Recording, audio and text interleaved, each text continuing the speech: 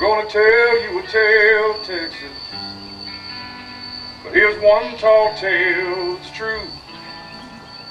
It was a long time ago, as the story goes, but suppose it happened to you.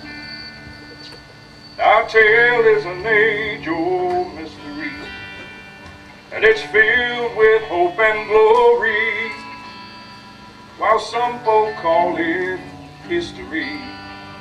The truth is, it's his story. It's the gospel. Oh, it happened half the world away. It's still the gospel. And if it happened in the Lone Star State, it's the gospel. Ponder in a puzzle that perplexes. It's the gospel, according to Texas.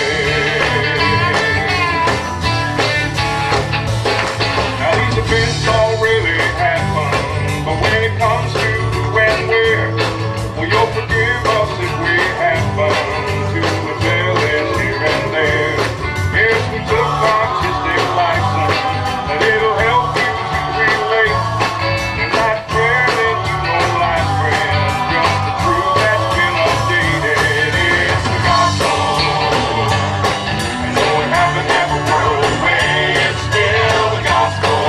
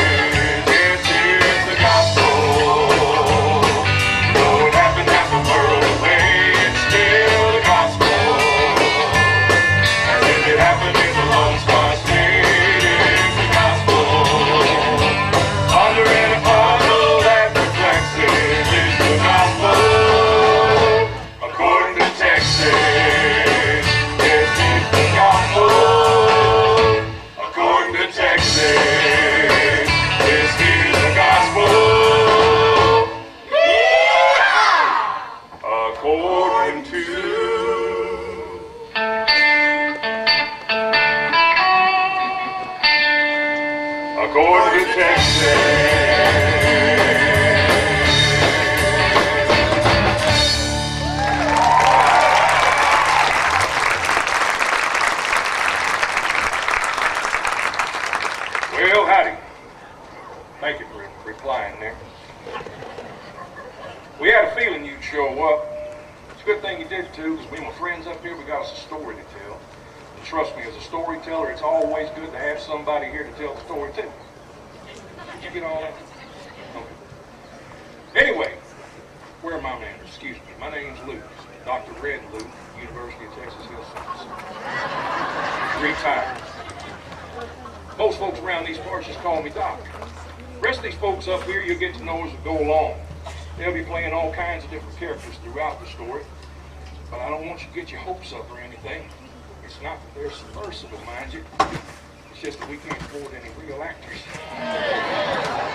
My sincere apologies. Anyway, now I don't claim to be an eyewitness to the events that occurred during this time, but I tell you, I did get it all firsthand from them that was.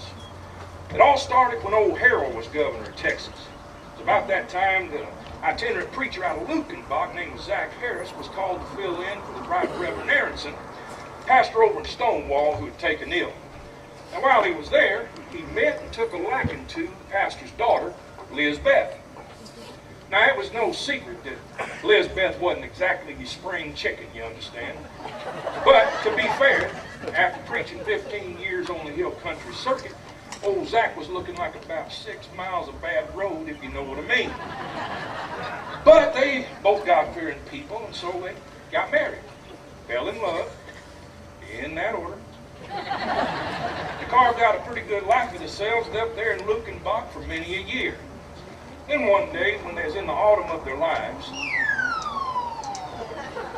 old Zach Harris is standing in the middle of his study trying to remember why he'd gone in there in the first place. I believe they call that a senior moment. Can I hear an amen from the AARP section? There's a lot of us here that relate. Anyway, he's standing in there trying to remember why he'd gone in there, and all of a sudden, the angel Gabriel appeared. He'd like to give old Zach Harris a heart attack. No need to fear, Zach. Your prayers have been answered, and your wife Elizabeth, irregardless of her age, is going to bear you a son. Now God's going to think very highly of this boy, because when he grows up, God has big plans for him. So you raise him right now, you hear? Oh, and by the way, God's kind of partial to the name John. Needless to say, old Zach Harris was speechless. Well, it wasn't long before his aging wife, Lizbeth, was beginning to show signs that she actually was legitimate. Are you out of your mind?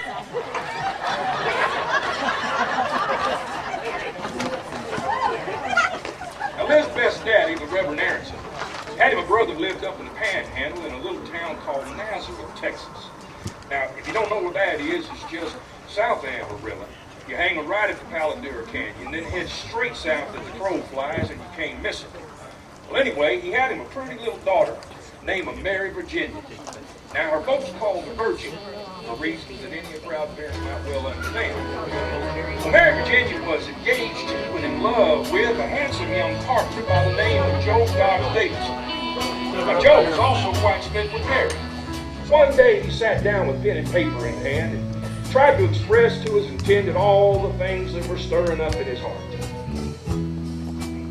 My dearest, sweetest Mary, when I try to tell you how much you mean to me, I get all tongue-tied, sugar lump. So I decided to write you this here letter to tell you that without a doubt you are the absolute best horse in the barn. Whoa, whoa, what? Son, there ain't a female one that doesn't like poetry, but ain't a one of them been born that likes to be compared to a horse. You best give that another shot. Trust me, okay? Well, see what I can do. Never been a man for quote poetry.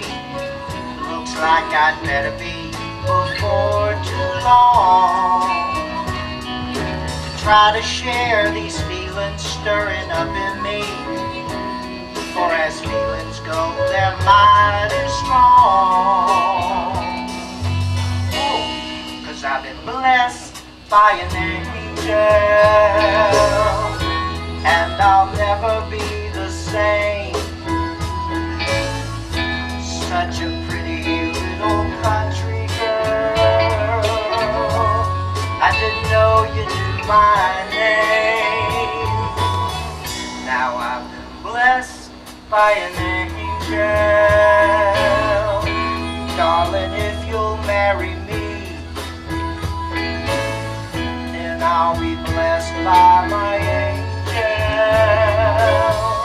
for all eternity. Sweet, huh? You get the picture. Now, Mary Virginia was Lizbeth's father's brother's daughter. They were cousins. Anyway, one night, Mary Virginia was having a hard time sleeping. She was tossing and turning and fretting about God knows what, and then all of a sudden the thought comes to her, hey, God knows what. So she bounded out of bed and commenced to pray. And then all of a sudden, poof, you're ahead of me, Angel Gabriel again.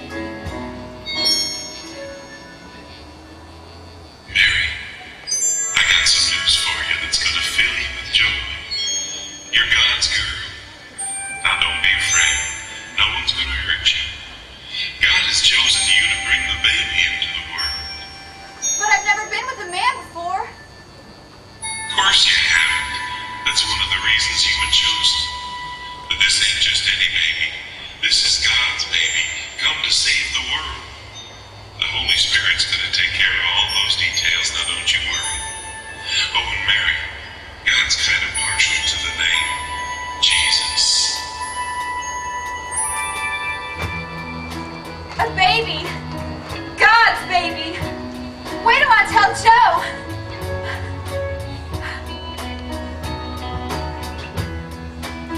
Uh-oh.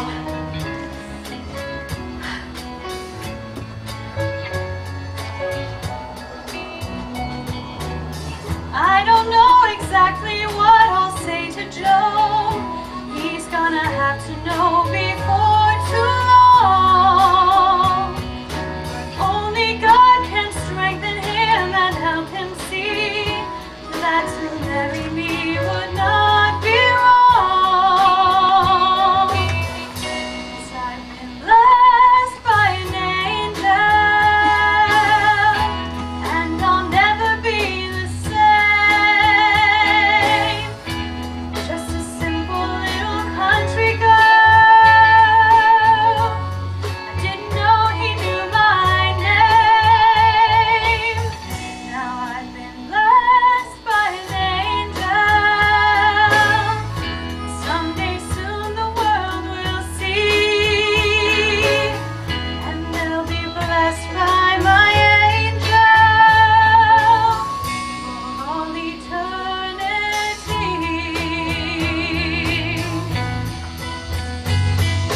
I could spend a lifetime searching high and low for someone sweeter than my Mary.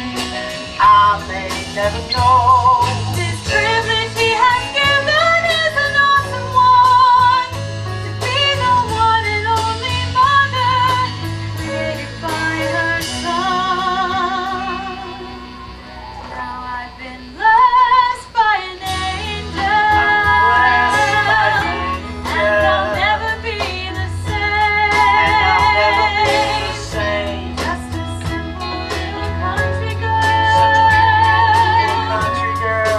No, he knew my name. I didn't know she knew my name. Now I've been blessed by an angel. I've been blessed by an Someday angel. soon the world will see. Darling, when you marry me, I'll be blessed by my angel for all eternity. I'll be blessed by my angel for all eternity. I've been blessed by an angel.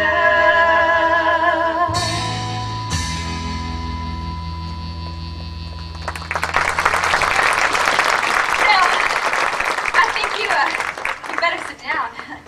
It's something I gotta tell you.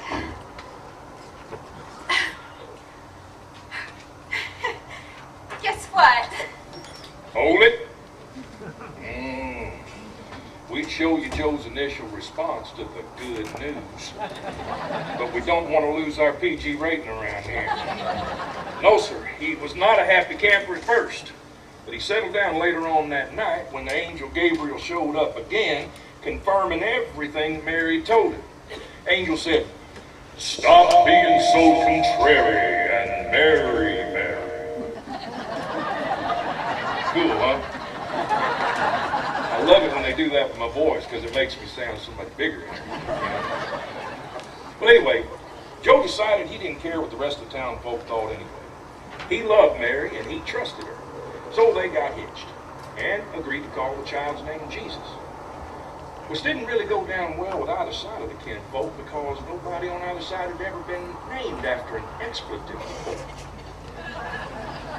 Anyway, it didn't take long before Mary was great with child, if you know what I mean. So it's time for him to take a trip up to the state capitol in Austin, Texas. Now, it was an arduous trip, to be certain, but it was the closest doctor on Joe's HMO plan. Now, when they got there, that happened to be the very weekend that the Longhorns and the Aggies was playing against each other.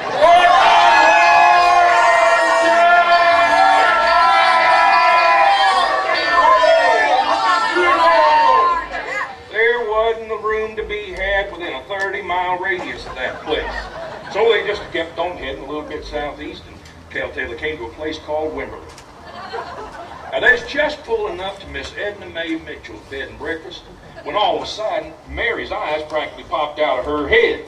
She commenced to rip a bald spot out of Joe's chest, and out of self-defense, he purely went into the office to find some help. Where's the nearest doctor? You can't get there from here. Come on, pretty boy. Now, folks, they were smack dab in the middle of the Blanco River Valley. For those of you that don't know it, that's somewhere between nowhere and you done passed it. Nearest hospital is 20 miles away in San Marcos. So because there weren't any vacancies locally, and because Mary's contractions were coming a little more frequent, Miss Edna and Joe broke into an old barn out back. They busted open a couple of bales of hay, spread that out, then spread some old horse blankets over the top of that just for a little bit more comfort. Cranked up an old generator to get some heat going. And then Mary's contractions were coming with a little more frequency and a little more intensity. So Miss Edna, who'd done a little midwifing in her youth, began to give the young ladies some pointers on breathing and such. They made the young mom as comfortable as possible, and it wasn't long before the baby Jesus was born.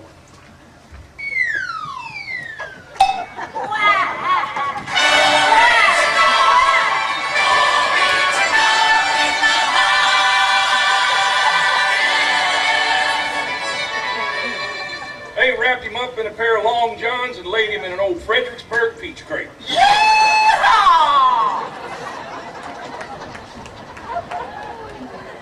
And while all this was going on down Ranch Road 12 on a cattle ranch in Griffin Springs, a bunch of cowboys had just gotten together, gathered around the chuck wagon, waiting for supper.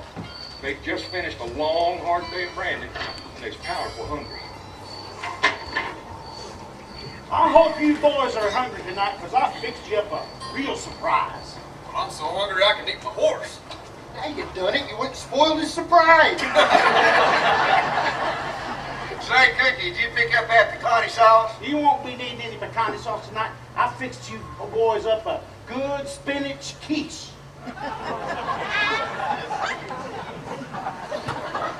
You did what? I fixed you up a spinach quiche. I thought it'd be good for a change of pace. Change of pace, huh? Get a rope. Whoa, what's that? Whoa, who is that? I ain't never seen anybody shine like that before. I can't see a thing! I better get this branding iron just in case. Old Gabe gets around, don't he? Well, I tell you, when he told those boys what was going on over there in Wimberley, they just had to go check it out for their own selves. They didn't have any trouble finding the baby, though, because the star in the western sky took them right to Jesus. It was a bright and shining star. In fact, yes, sir, it was a lone star.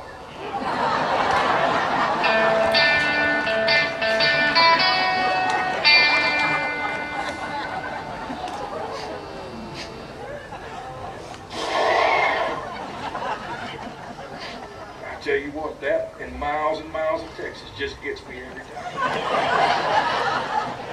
Well, anyway, meanwhile, back at the ranch, one of the cowboys, old Lester, had been in the necessary when the angel came. Talk about missing your opportunities, huh?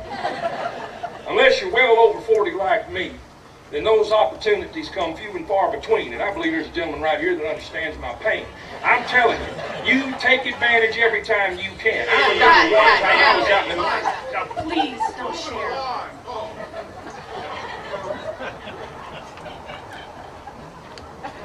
I'm sorry, I digress. Anyway, when he couldn't find the boys, old Lester got more nervous.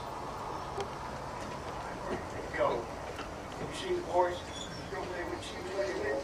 You see him? Y'all sit there. Somebody didn't see him. Where are they? You saw me. You see him? Where's everybody? Where'd they go? Where's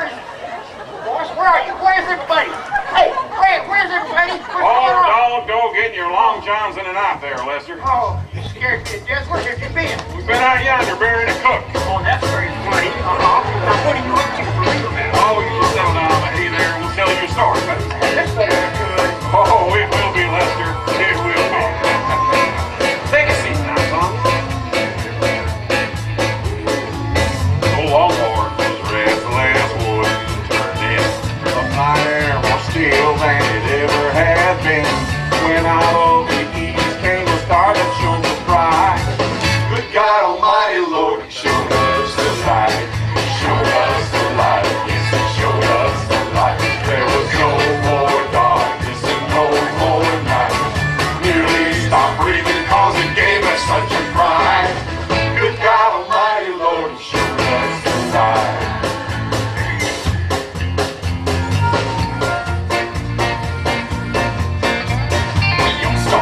Trembling and fell to our knees when an angel appeared at the top of the trees. He said, don't be scared, but be filled with great joy, and follow the light to that sweet baby boy. We follow the light, yes, we follow the light. There was no more darkness and no more night. Her hand be tied to great joy tonight. Good God Almighty, Lord, we follow the light.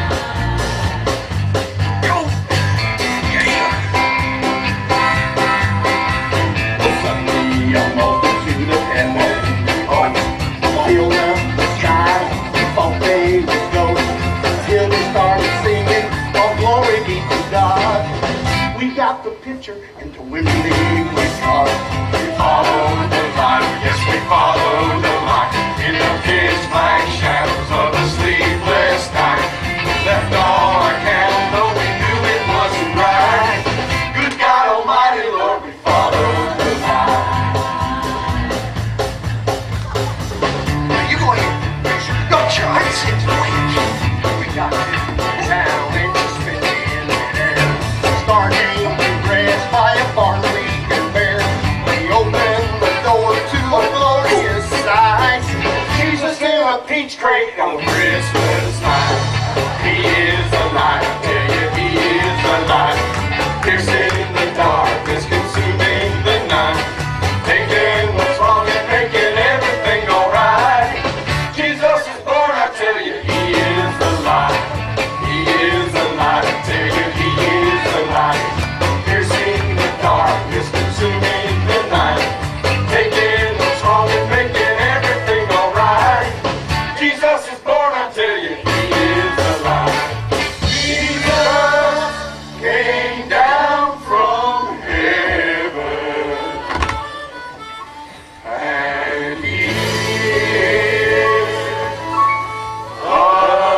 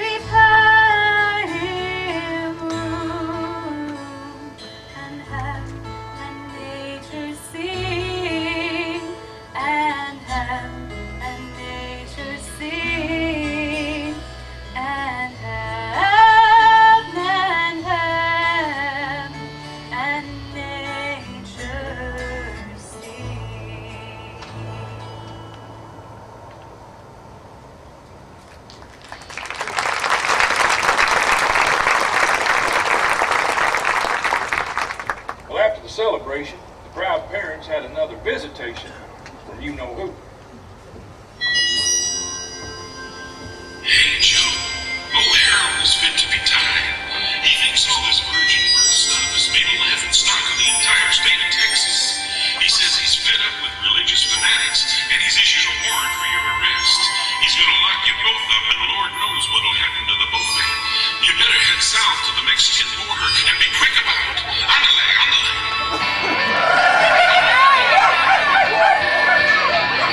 You better run with the Nienow and put them and run them and hide him. So take him out of the border, I gave you an order, and you must hide him, yeah, yeah. Hide him, Mexico, run with the little Mexico. Hide him, Mexico, run with the little Mexico. Hide him, Mexico, run with the little Mexico.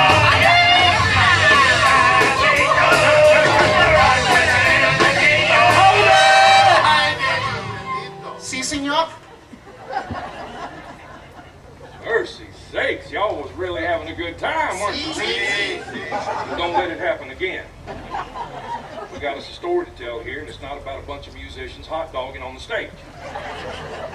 Thank you. Well, anyway, Joe took his family, moved down to Mexico for a while till they got word that old Governor Harold had died, and it was once again safe for him to move back to Nazareth, Texas.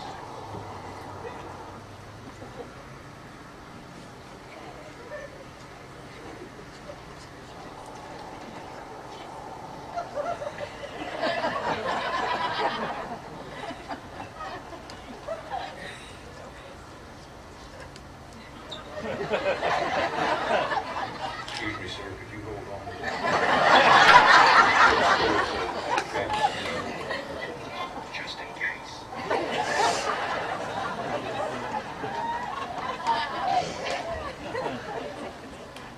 Well, anyway, that's where Jesus grew up to be a fine young man. Yes, sir. He had wonderful manners, gentle spirit. Most folks said he was very intelligent. There's also a rumor that went around that he'd do miracles for his mama every once in a while. Like the time they went to this wedding, took several barrels of water and turned it... Sorry, I forgot we got a whole bunch of Baptists here. He turned it into some real old grape juice, if you know what I'm saying. PG. Well, Joe and Mary were very proud of Jesus. Nosy neighbor ladies, on the other hand, over there in Nazareth, they were not quite so impressed.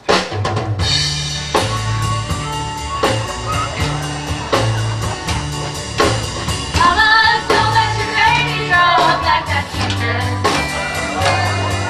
No lying, no cussing, no vices or drugs. Why you calling us and our kids look like us? Mama, don't let your baby grow up like that teacher. These history don't perfect to ever been wrong. Never does anything wrong.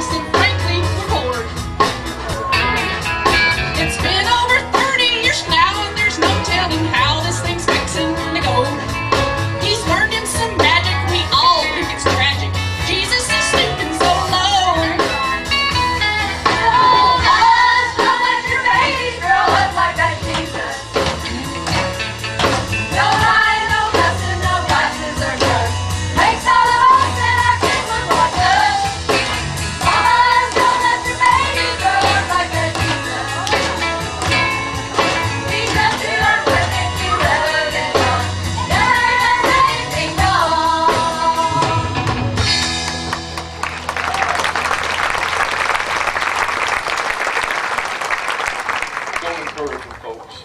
Don't encourage them.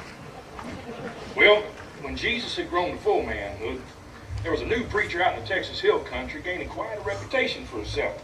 Everybody called him the Big Dipper. Now, those folks that knew him, though, called him Johnny B, because he came from good stock. How many of you didn't get that? Well, don't worry. They get better. Anyway, actually, he was the now full-grown son of Zach and Elizabeth Harris that God had given to him back around the time that Jesus was born. Yes, sir, he was a dynamic preacher. Everybody agreed on that. But he wasn't exactly what you call politically correct. He had little or no tact. He's always yelling. People are actually a little bit afraid of him. I mean, how do you relate to somebody who lives up in the Texas Hill Country, basically like a hermit, living off nothing but wild berries, honey, and live locusts? Now, friend, if that wasn't enough, there was his other problem.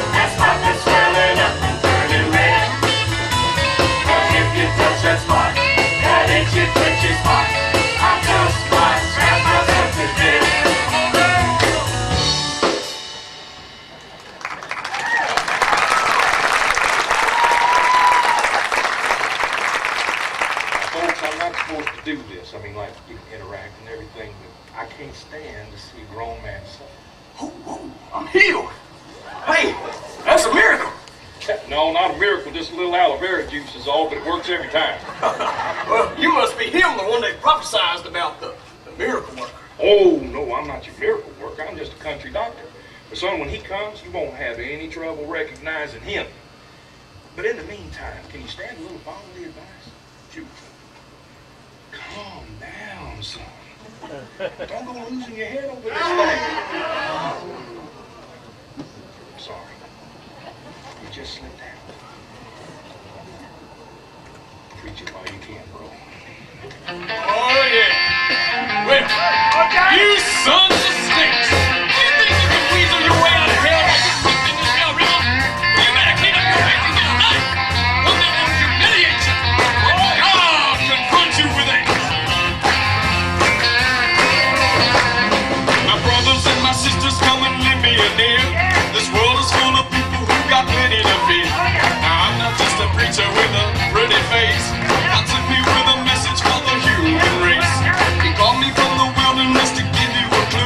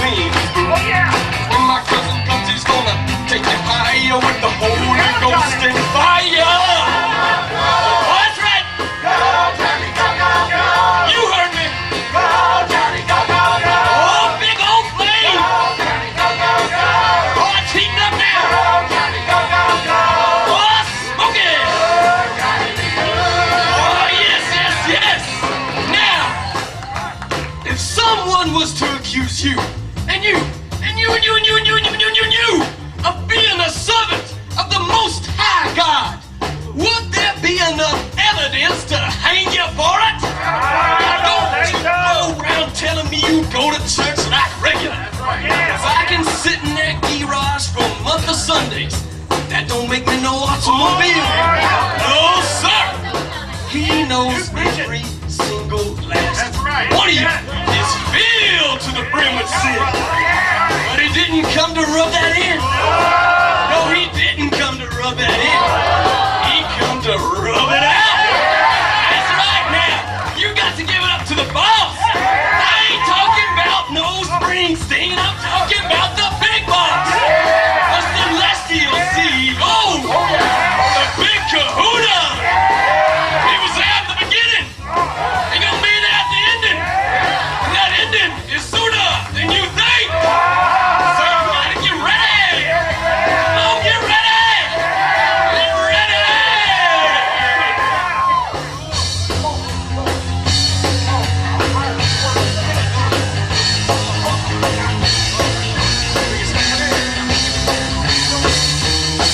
Well, he's come out on the move in his blades and cut the deep to separate the stubble from the golden wheat. There we know escaping from his eagle eye. You're fixing to blossom or you're fixing to die. He's putting all the grain into a big old crate, and what's left he's gonna eradicate. Oh, incinerate! Eliminate! Wanna burn it all to a crisp! Toast it up! Oh, it's smoking down! Oh yeah, let me hear you! Come on! Give it up to the dog, you know! All right! Give it up to the dog, right?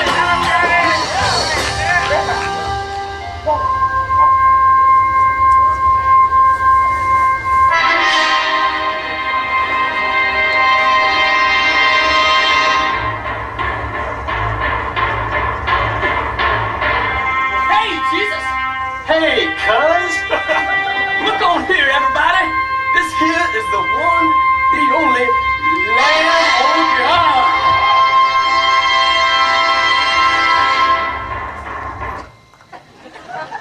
Pleased to meet you. Say, lighten up there, Johnny. Now it's time for me to get dipped, and you're just the one to do it, so what do you say? Oh, no, I can't be doing that now, no. Oh, what do you mean, no? Well, it's just that we use the sin bearer of the whole world. Well, you ought to be the one dipping me. Come on, cuz, don't be belligerent now. This is the way it's gotta be, and you're just gonna have to trust me on this. All right, if you put it that way. But I still don't like it. Come on now. Well, Johnny B. lowered him in the water. When he was bringing him back up, the Holy Spirit descended on Jesus in the form of a dove. Then all of a sudden, a voice out of heaven said, This is my beloved boy. He makes me read right. Oh, Daddy.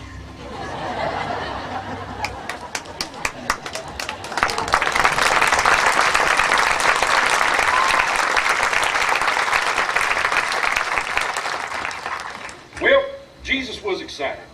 See, up till then, he'd been helping his stepdaddy Joe out in the carpenter business. Was known throughout Nazareth as a pretty fair carpenter's own self. But his heart was always in the ministry. So he knew it was time to put the hammer down and hit the road. Hey, man, as my assistant, do you think that I could have a little bit of a musical background while I continue to tell the story here? Thank you very much. So, Jesus wanted to go up to... Doc. It doesn't say anything here about music right now. Well, I know, but I thought it might be nice to have a little music underneath the story while I'm telling it. You know, they do that in the movies and stuff like that. I just thought it'd be good. So, what do you want us to play? Well, I don't know. Well, what do you mean you don't know? Because I don't know. All I'm saying is just play something that kind of goes along with the story. Just surprise me. It'll be a surprise, all right. I'm surprised. Y'all surprised? Oh, come on, guys. You're musicians. Don't dash my hopes to the ground already. I'm telling you, it's like that Letterman show.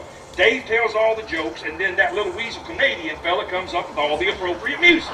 Oh, you mean Schaefer? Yeah, that little Schaefer. Well, no, it's not Shaver. It's Schaefer. Paul Schaefer. Oh, he ain't tall, I tell you. He's just a little shaver like you. But I tell you what, anything a Canadian can do, a Texan's gonna do a whole lot better. Now, ain't that right, boy? You got that right. These guys. Tell you what, next time I'm going to the Union. Well, anyway, so Jesus thought he'd maximize his efforts, so he headed up to the Panhandle. Early next morning, he was already in Amarillo. And so he just decided from there he was going to try to come in. Yeah. You know what? Doc. You keep talking. You're going to ruin the whole effect. So, You asked us to play. Yeah. I'm sorry. I apologize. Anyway, early next morning, he went up to the Panhandle and started preaching and teaching up there. Well, all of a sudden, he's walking down the road, and here's this old boy coming forward, and he's slapping himself, throwing himself into walls and trees and such. I mean, So crazy.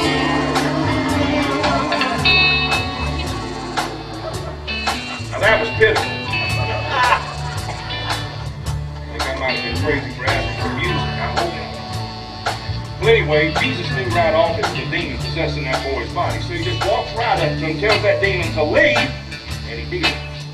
Well, then right after that, he saw this boy walking down the road with a bad case of leprosy. I mean, stuff's just falling off the boy while he's making his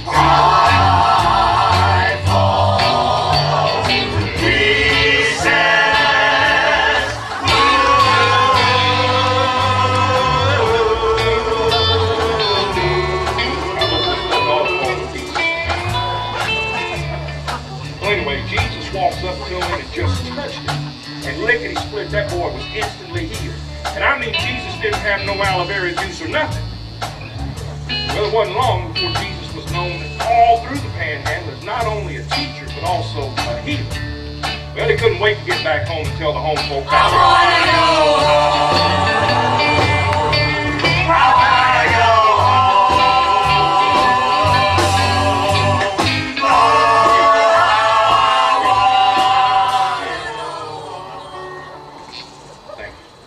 I think we've had about all the extemporaneous music we can handle for one evening. I appreciate it. Well, anyway.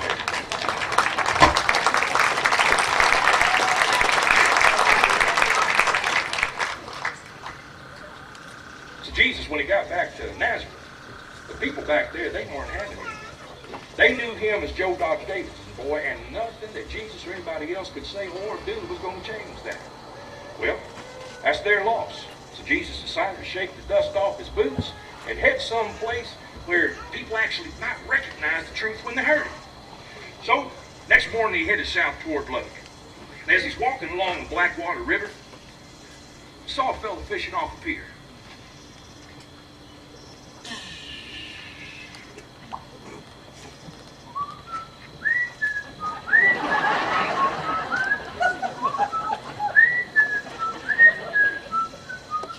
Howdy. What are they biting on? Nothing much, I'm afraid. Name's Andy. That's my brother, Rock, out there in the boat. Decided to try my luck off the pier. Been out here all day. Ain't had nary a nibble. You mind if I make a suggestion? Shoot, no. We couldn't do much worse. Wah, wah, wah, wah, wah, wah, wah, wah, wah, wah, wah. Hey, Rock! There's this fella here says if you put up your rod and reel and you take a big fishing net and dip it into the water, you'll catch a whole bunch of fish. Now, why didn't I think of that? Here I've been trying to catch the fish before I put them into the net. But all along I could have just let them jump in all by themselves. Here goes. You boys holding your breath now? What was that? They can't be.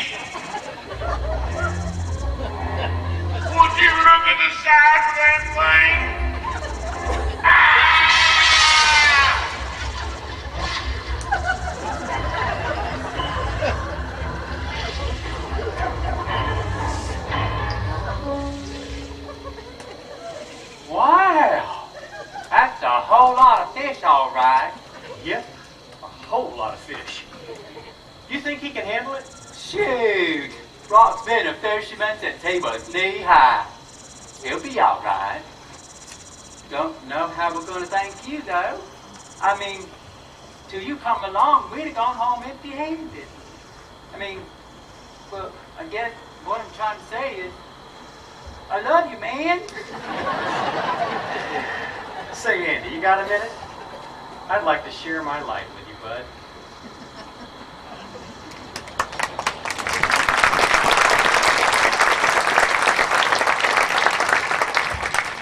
Jesus shared his light with Brock and Andy and a few of their buds all night long. By morning, they's all hooked on Jesus. Later on that day, Jesus had an appointment at the local tax office with Matthew Revenue. Now, let me see if I have my facts straight here. You worked for a while as a carpenter's apprentice with your stepdaddy, but that was mostly for room and board? Yes, sir. Now, your real daddy is Mr. Alpha Omega, Yes, sir. and to the best of your knowledge, he only worked 6 days in his entire life. Is that right? Yes, sir. So, of course, you're trying to model yourself after him. Can't say the blame you. Now, you retired as a carpenter and have recently become a preacher and teacher. How nice. He must be real proud of you. Oh, yes, sir. He said he was. Now, you've gotten a whole bunch of followers to quit their jobs, too, and you all live together with no fights, no problems, no food, and no regular source of income whatsoever. None. That's correct. But somehow y'all get by. Because folks are real. Now, what was that you said? Oh, yeah. This is good. Folks are real generous and grateful to you for occasionally healing them. And without a single day of medical school, I might add. Well, actually, you see, it's my daddy that does the healing. Mr. Omega. Yes, sir. You're doing just fine. No, sir, I'm not doing just fine. Don't pardon me for saying so, but your story smells more than a little bit fishy to me. Now, you don't look like the criminal sort, so let's assume I take your word for all of this. Thank you, sir. Even those gifts, the clothing, the food, the occasional offering, those are all in exchange for your preaching. And as such, they are all taxable income. Oh, yes, sir. I understand, and we certainly do want to pay our fair share. Say, Andy, could you bring that here just a minute, please?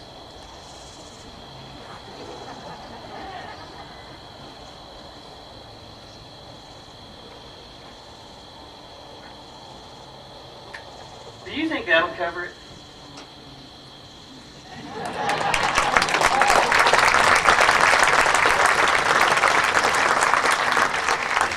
Well, you might say old Matt was more than a little intrigued by Jesus. So in order to get to know him better, he invited Jesus to have dinner on the house at a little restaurant he owned over in South Austin called Matt's Famous El Rancho.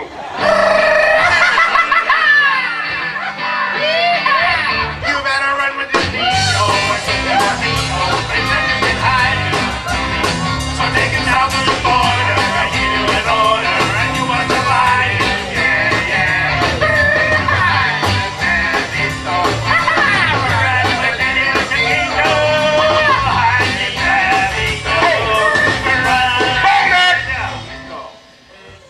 I said no more extemporaneous music. That song didn't even fit with the rest of the story. No hot dogging, understand? Or I'll cancel your contract. No comprendo, señor. How about this? Cállate. Oh, there he is. Hey, Jesus, you just missed the band. Oh, I heard him outside. It's a real catchy tune. Come on over here, let me introduce you to some of the boys. Here's Lester, Hey! and Tulsa, and Leroy. There's Cookie, and Bocephus, and back there, that's Bubba. Hey there, what you drinking? Oh, no thanks. I just had me a cherry limeade up at the Sonic. You boys should try one. They're real tasty. Yeah, we'll be real soon to do that. Hey, old Matt here's been telling us all about you. Mind if I ask you a question? Not at all. What's on your mind? Well, Matt's been telling us you've been going around helping people out. That's right? Yeah. I figure folks need a lot of helping. Well, the Bible says that the Lord helps them that help themselves. Yeah. You know, I don't believe that's the Bible, Bubba. You see, that's Ben Franklin in Poor Richard's Almanac. Oh, yeah. That's right. Do you fellas mind if I ask you a question? Take your shot. Well, where do you go if you're in trouble or if you're hurting? Well, we just all kind of roll with the flow. Don't take us wrong, Jesus. I mean, we believe in going to church every now and again, but we just don't use it as a crutch or nothing. But isn't that what crutches are for? Helping hurting people? No. Look, around here, you got to stand on your own 2 feet like a man. Ready to parry. Besides, there's too many hypocrites in the church. Oh, I see. But not in the bars. That's different. You know, nobody likes a fanatic. What's a fanatic? Somebody believes just a little bit more than I do, I guess. We believe in live and let live. Ain't that right, boys? Oh, yeah. That's right. Tell us. I get along with everybody. I never make waves. I'm always reaching for the gusto in life. I got a couple of dogs, a pickup truck. I got a girlfriend, but don't tell my wife. I'm sitting in my overstuffed reclining chair, with the channels on the cable TV. But when my baby starts complaining, like I just don't care, I tell her, honey, I just gotta hear me out. See, we're just good old boys. We love country music. It's a real McCoy. Drinking brews with our buddies, one of life's great joys. 'Cause we're just good old boys. We're just good old boys. We got the biggest beer bellies, got the fattest toys. Praise the Lord on occasion, but it's mostly noise. 'Cause we're just good old boys. Well, life ain't always easy. Take it as it comes, living footloose and fancy free. Oh, that's cooking's all greasy. My kids is awful dumb. I ran my truck into a big old tree. Get this. Dogs got fleas, and I'm getting to my knees. Girlfriend ran off with my wife. Oh! What's your wife? She wants to make a grown man cry. Do you ask us if we care? Or will it drive us to despair? We're gonna say what the heck that's like. We're just good old boys. We love country music. It's the real McCoy. Drinking brews with our buds is one of life's great joys. 'Cause we're just good old boys. We're just good old boys. We got the biggest beer belly, got the baddest toys. Praise the Lord on occasion, but it's mostly noise. 'Cause we're just good old boys. Now I'm a man of commitment and I'm proud to say there's one thing that I won't miss. It's my Monday night football and my TV tray. Yeah! It don't get no better. We're just good old boys. We love country music. It's the real McCoy. Drinking brews with our buds is one of life's great joys. 'Cause we're just good old boys. We're just good old boys. We got the biggest beer bellies, got the baddest toys. Praise the Lord on occasion, but it's mostly noise. 'Cause we're just good old boys. Just good old boys. Just good old boys. Just good old boys. Hey, man.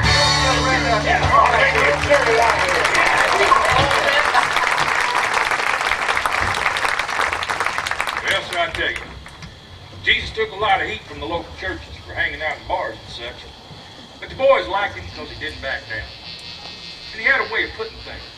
Made you stop and think. Well, it wasn't long before Matt and most of the boys was actually following Jesus. In fact, so many began to follow him that he knew he needed help. So he went up to Enchanted Rock to ask his daddy who he needed to start training to help him spread the message. After praying all night long, he was filled with a brand new enthusiasm. I mean, like never before. He couldn't wait to get the boys back together again. I mean, he was fired up and ready to pop.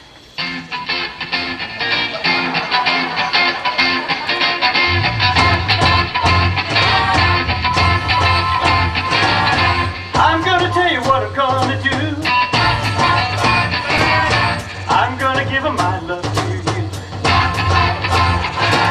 I don't mean love in that same old way. You know my love will not fade away. My perfect love will not fade away.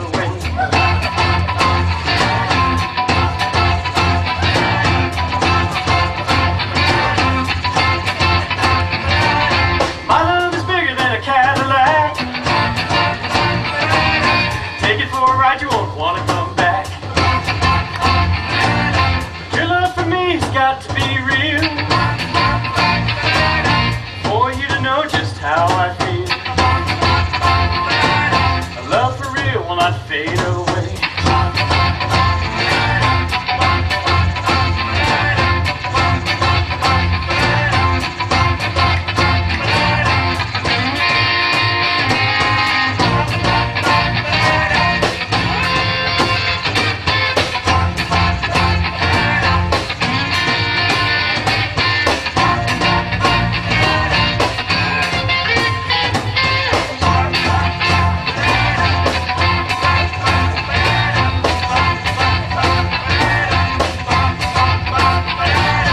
I'm gonna tell you what I'm gonna do. I'm gonna give him my love to you. I don't mean love in that same old way. You know my love will not fade away. My perfect love will not fade away.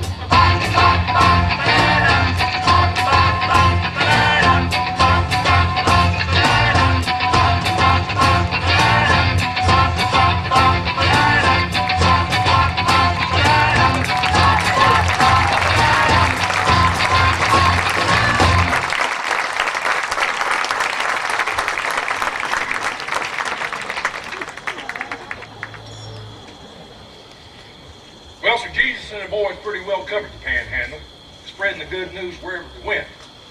One day, Jesus went to the top of a ridge overlooking Palo Canyon just to pray. Word got out he was up there, and the crowd began to gather. Well, Jesus thought it'd be a good opportunity to have a little Q&A session.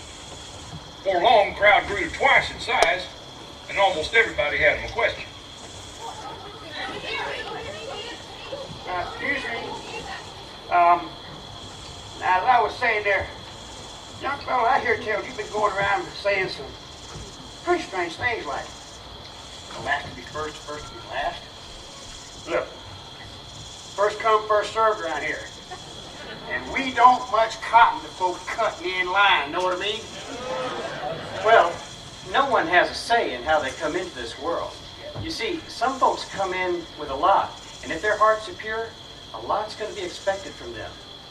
But you know, other folks come in with very little. But if they have pure hearts, there's going to be a lot coming to them down the road. Hold on now, mister. I've heard about your kind with all your touchy-feely notions and such. I'm the Reverend Beaver P. Scot of our local beloved First Church. And I've been teaching and preaching the Word of God for 9 to 40 years. I just want to know, what makes you think you can do any better? Now, Reverend Stuck, I am sure you've been doing a real fine job. It's just that, you see, I want to take them to the next step. Here, let me explain it to you this way. You teach them the things that they have to do. And of course, all those things that they shouldn't do. But my kingdom's much more than all those have-tos and ought-tos. Just step on out, my Father's call will lead you through. Grab a partner, everyone. I'm going to teach you a brand new step. Now bow to your corner and bow to your partner and tie that knot. Take another step further and go right from the start. Move ahead in the kingdom, do more than your part. When you've left your own comfort, you'll find you've been smart. So take another step further, take it into your heart. Well, it's easy to love those who love you. Say, how are y'all? And treat them really swell. But how about that fella who runs into your car? You look him in the eye and tell him you can go to heaven. Take a step further, go right from the start. And in the kingdom, do more than your part. When you left your own comfort, you'll find you've been smart. So take a step further, take it into your heart. I got it. You're telling me if someone picks a fight, I should remember to be humble and but if then he should curse and say, I'll kick you behind, I'll take another step further and turn the other cheek. Take another step further, go right from the start. Move ahead in the kingdom, do more than your part. When you left your own comfort, you'll find you've been smart. So take another step further, take it into your heart. Hey, I got a step for you. It goes like this. 5, 6, 7, 8. Take another step or two beyond the things you ought to do, and love your neighbor as you do yourself. It's true.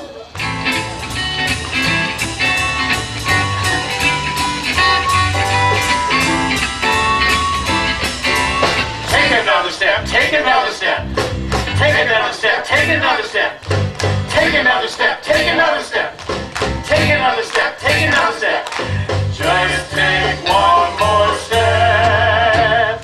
Take another step further and go right from the start. Move ahead in the kingdom, do more than your part. When you left your own comfort, you'll find you've been smart. So take another step further, take it into your heart. Take it back.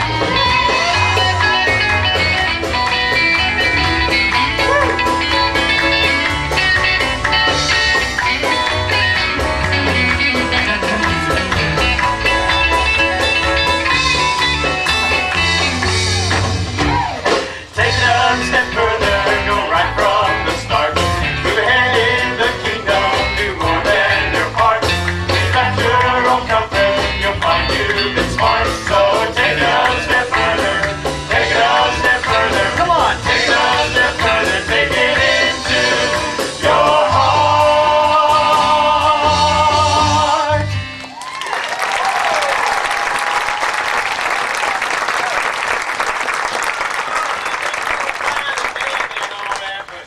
All you preacher types are just the same. You after our hard-earned money. That's the bottom line. Well, it's true, we do have needs. But brother, if you can't give with a smile on your lips and a song in your heart, you just leave your money in your pocket. My daddy will take care of it. He always does. Listen, everybody. I want you to look out there at those bluebonnets. Those wildflowers, they haven't done a lick of work since the day they blossomed. And yet there ain't a prettier sight in all of Texas than those bluebonnets out there. Or even those Indian paintbrush.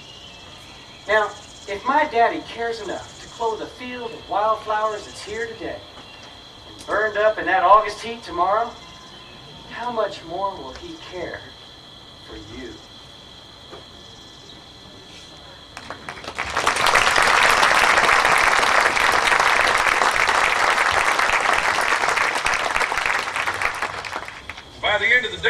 5,000 people had gathered in that canyon, and as Jesus was making his way through the crowd, an old crippled woman just reached out and touched him. She is instantly healed. You can't go doing miracles in a crowd like that without word getting out pretty fast. Anyway, To read all about it, Miracle in Potter Canyon.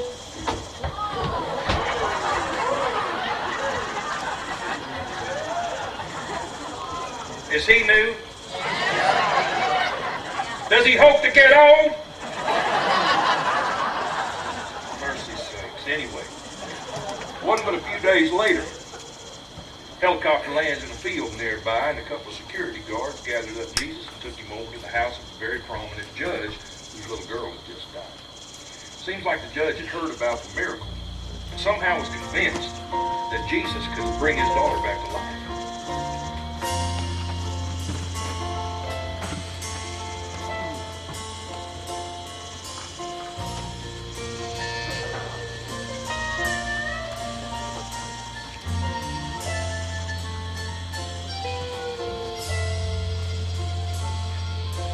Blessed is the one whose life has been taken today.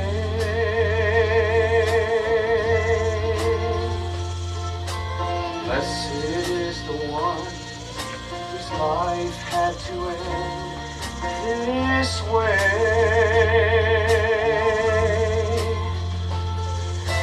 Blessed is the one who lays in the arms of her Lord. Come on, little button, wake up. Blessed is the one whose life. Can you sing? Blessed is the one whose life. That a girl. Blessed is the one whose life is restored. Come on, little darling. Let's go get you something to eat.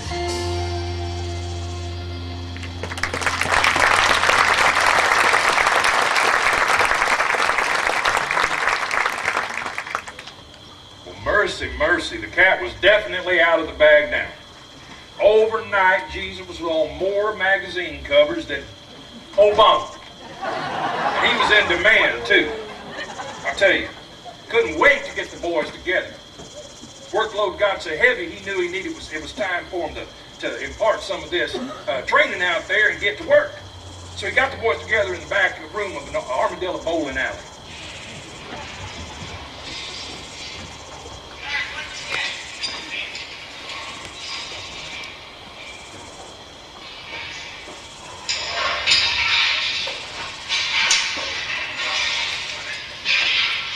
Say, Rock, could you get that door, please? Yeah, thank you.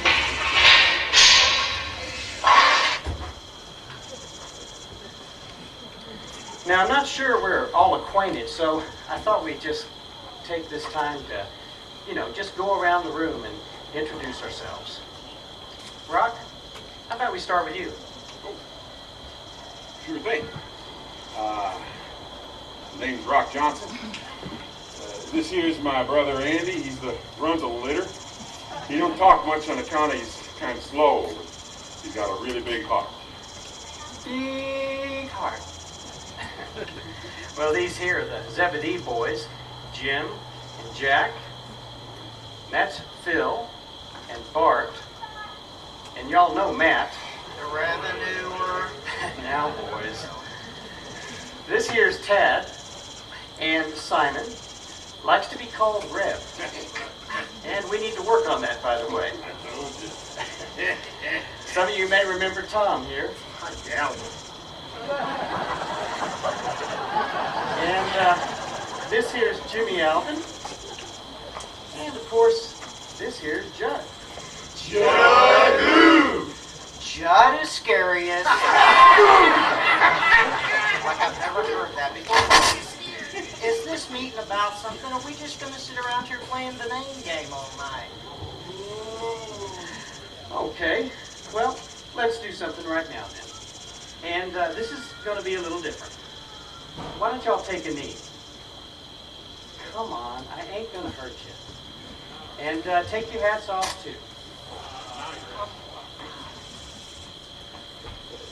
Now, boys, this thing's just gotten too big to handle alone. And so, I'm gonna need some help. Don't look at me like that. What do you think I've been training you for all this time? Now, I know it won't be easy. My daddy gave me the authority to cast out demons, to heal the sick. It's time for me to pass that authority on to you.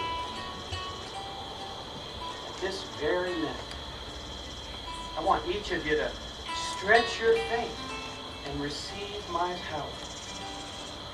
I need you to go in my name and tell everyone all the things I've been teaching you. Heal the sick. Cast out demons. And give comfort to the brokenhearted. Now, this power is not to be used as some plaything to give you glory. No, you see, that belongs to my daddy in heaven. He gave it to me. And now to you. You have an awesome responsibility to change lives. Don't think you're going to be some kind of hero either. Because you see, if folks aren't laughing at you, well, they'll probably be afraid of you. They'll make up lies about you, haul you into court, maybe even jail. And some of you might just get hurt. But I promise you this, if you go out with a pure heart, it'll be the toughest job you'll ever love. Okay, you can take your seats now. I've got another surprise for you boys. We're going to kick this thing off with a trip to the state capitol in Austin.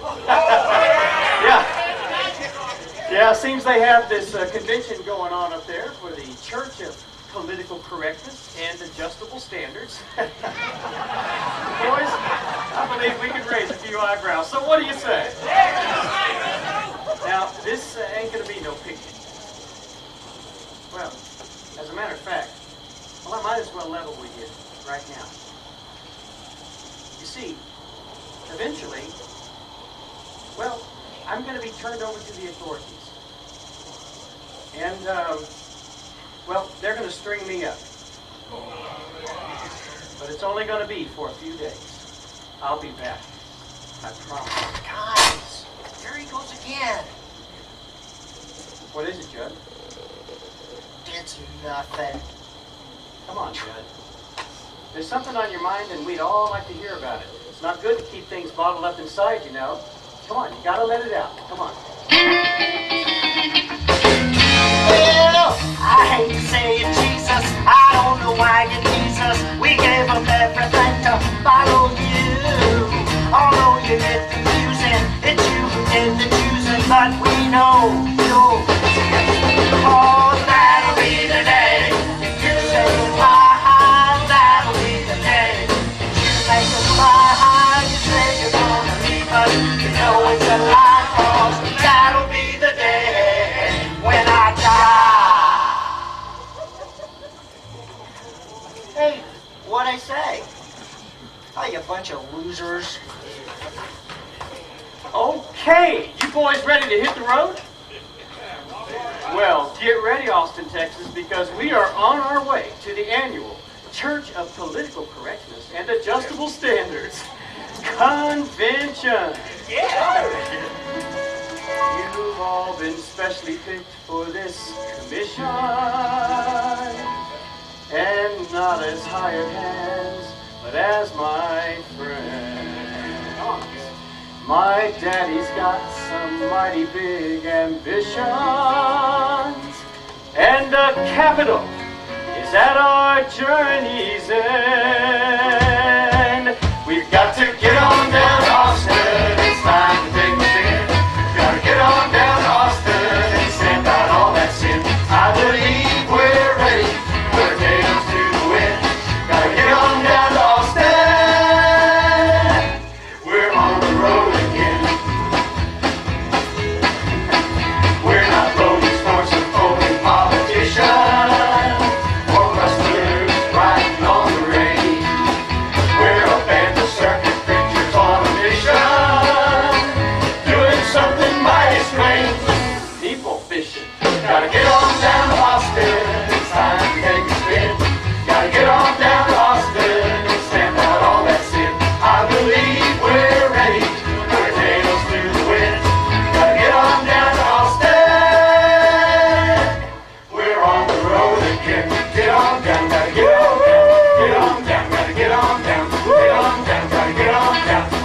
down, gotta get on down, get on down, gotta get on down, get on down, gotta get on down, get on down, gotta get on down, get on down, get on down. Hey! You boys ever hear of Adopt the Highway? Folks, this here's a 10-minute intermission. And that'll give you time to throw the necessary back here, slow down a soft drink, something like that. But you put your trash in the right receptacle. Don't take after these boys now, you hear me? We'll catch you on the flip side. You think don't mess with Texas is for everybody but you? Well, you know when I catch up to you, I'm going to keep my eyes.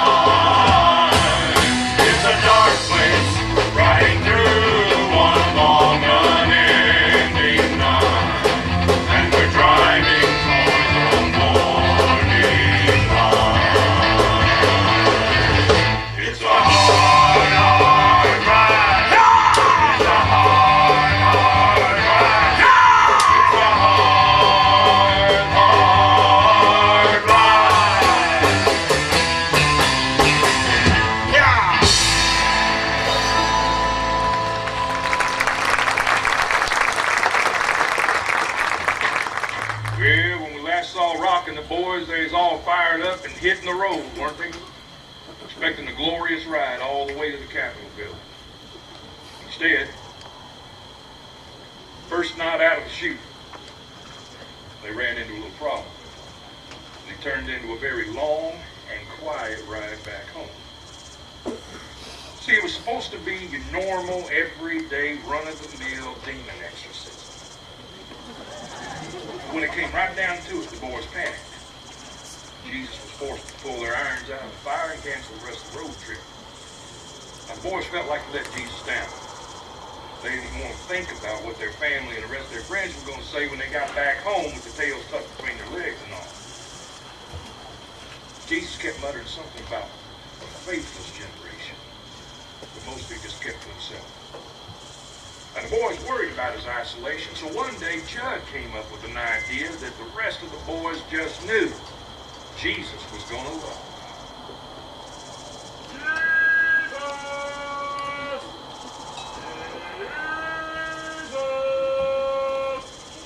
Jesus! Oh, there you are.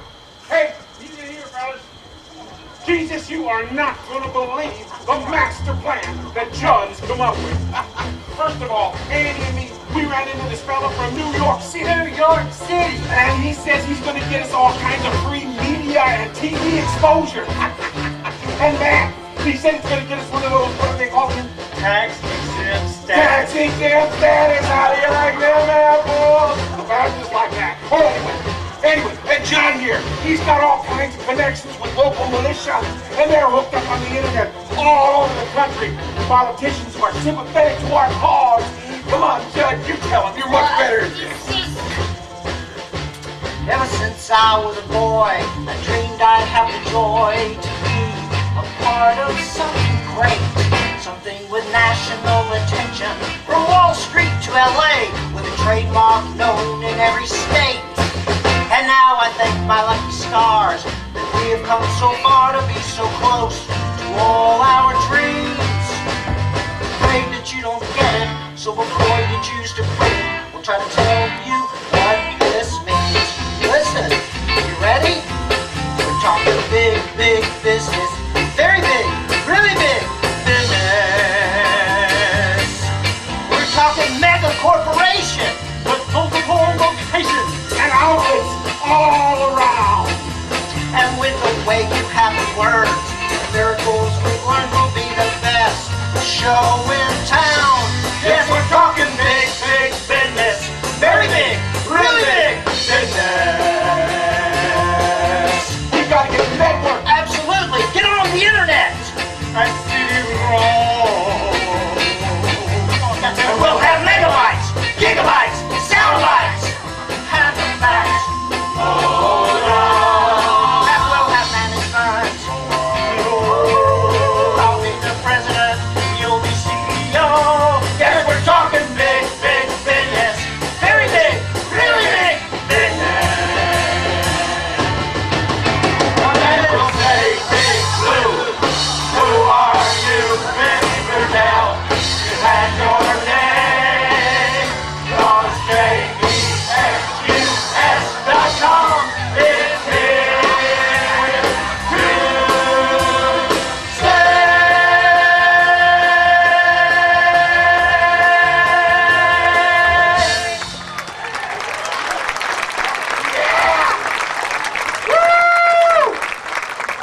Jesus. What do you think? I mean, we're still flexible on some of this stuff. It's not in concrete or anything. What do you think? You still don't get it. This isn't about money or fame or TV exposure. You're all so caught up in yourselves. What will your family say if you're not some big success? Well, it might surprise you to know that my daddy invented the family, and he thinks it's real important. But even so, there's going to be times when I have to come between a boy and his daddy, a brother and his sister, even a mother and their daughter. When you put your family above my daddy, you still don't get it. Love the Lord your God with all your heart, soul, and mind. And success? By whose standards? When you put possessions above my daddy, you still don't get it. But when you're in me, and I'm in you, well then, ask what you will, and it's yours for the having. My daddy loves you so much that he's willing to give me up to be lynched for you. And if any of you are not ready to wear my robe, then you still don't get it. But Jesus, we didn't mean to... Out of my sight, Satan.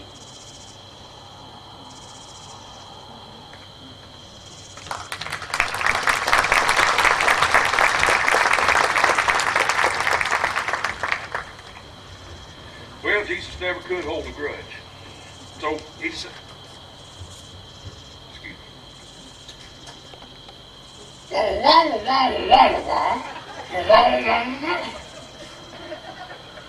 Yes, sir, I understand. See, I know that Rock wouldn't really Satan himself. He's just being influenced by it.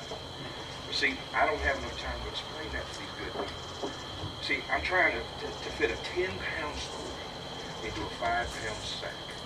Now, I'm certain that you've got great ideas on how to adjust this, but I'd love to hear them later, much later. Thank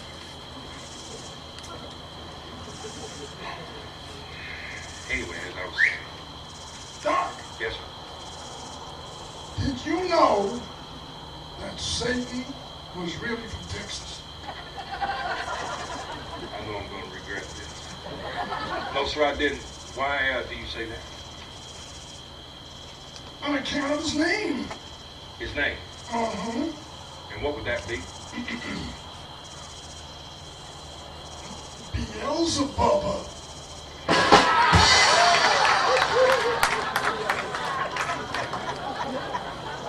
Musician on every corner, and I got to wind up on the clown. Anyway, Jesus never could hold a grudge. So he decided to be patient with the boys and just lead them by example.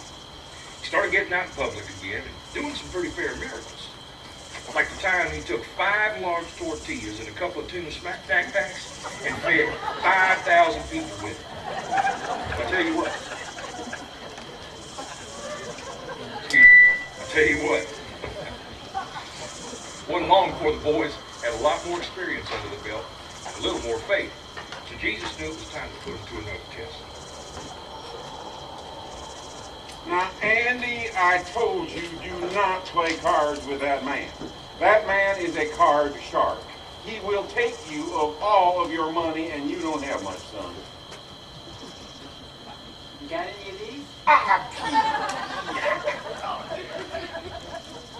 Say, boys. I told you, I am please talk. Serves you right. I've been reading the op-ed pages of some of these newspapers.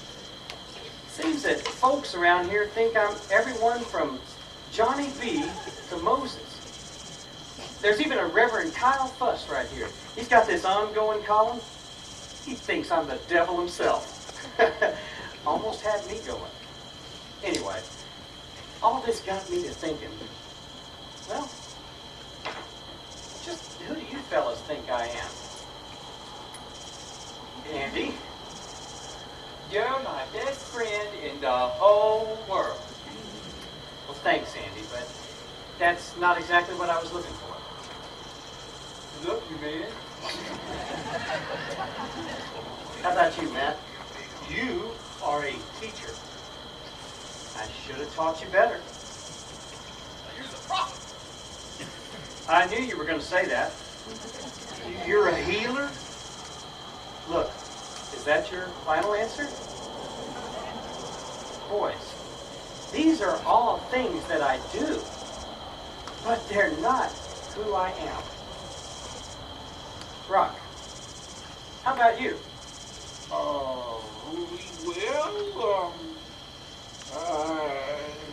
Forgot the question. Who do you think I am? Oh, that's easy. Who do you think I am? Who do you think I am? Who do you think I am? We covered this, didn't we? Yes, we did. Now cut that out! Oh yeah, I got it. You are the Christ, the Lamb of God. Simon Rock Johnson. I didn't do it. I am putting you in charge of these boys because you, my friend, have finally got it. Well, boys, I think we're ready to try this thing again. There's still a few days left of that convention, so what do you say we head on down to the Capitol? They hit the ride on a big old flatbed. For the next 6 hours, they just sang praises and prayed all the way to the Capitol building.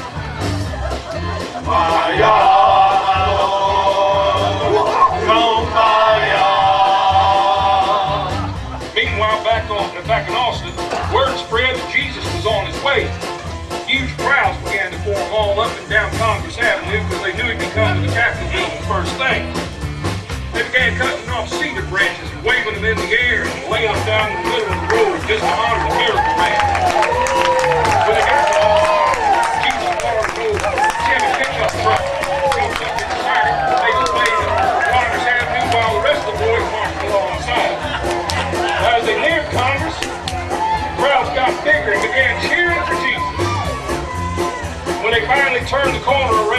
Congress Avenue toward the Capitol, the whole city was abuzz with the news. Hail, hail, hail to the living Lord's man. He came and was no one's man. For quite some time we've been on the asshole. Herod is such a fraud. Since Jesus came we must confess he does the works of God. So hail, hail, hail to the living Lord's man. To the living Lord's man. Lord's man. Jesus, save us. No one has the style of Jesus. No one can do the things he can. No one makes a smile like Jesus. Hail to the living Lord's man. So hail, hail, hail to the living Lord's man. To the living Lord's man. To the living Lord's man.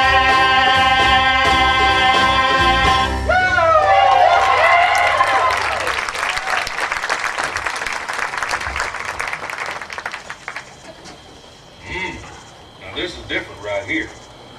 Jesus was approaching the Capitol when suddenly he stopped down there on 6th Street, where all the clubs are, you know, live music capital of the world and all. It seems like he heard a pretty raunchy song coming out of one of them clubs. He started down the street in rage. Nobody there. Suddenly Jesus picked up a chair, threw it right through the front window, set off the alarm system. Then he walked right through the broken glass up to where the band was playing, began to systematically destroy everything in his path.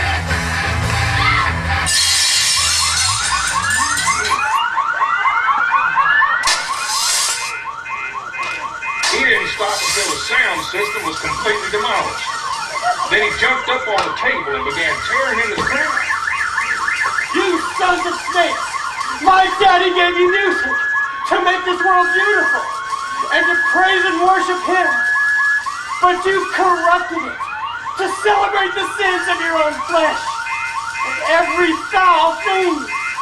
Instead of worshiping him, you distort his music and worship the distortion!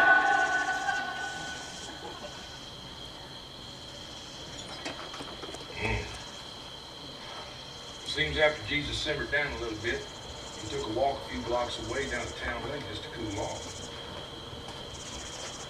All of a sudden, people began to gather. Mostly curious hikers and bikers at first. Pretty soon, the homeless began to gather. The sick, the crippled, the jobless, the broken-hearted. Jesus began to minister to needs. The rest of the boys kept inviting other people to come. Come and see. Come and see a Savior and set you free.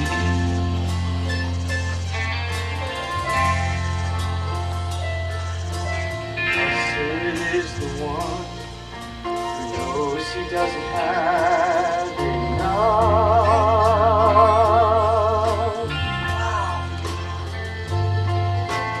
Blessed is the one who suffers from the lack of love.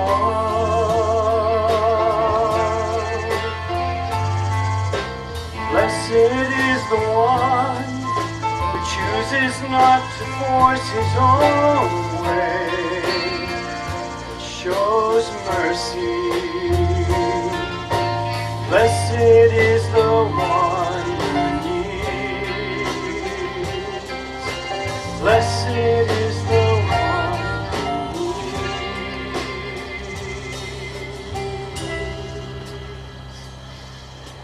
Blessed is the one who works so others may have peace.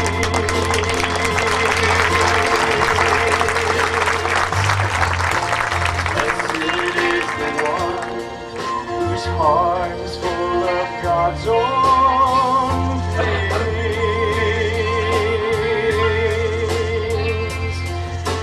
Blessed is the one with a longing to do the right thing in God's eyes. Blessed is the one who needs.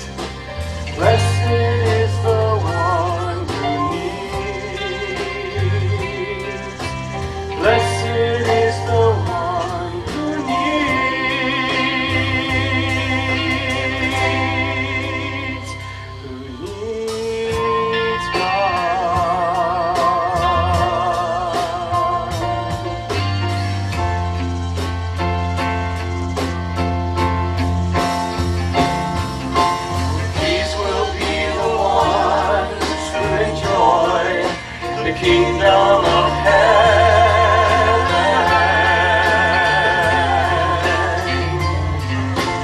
These will be the ones who enjoy the comfort of God.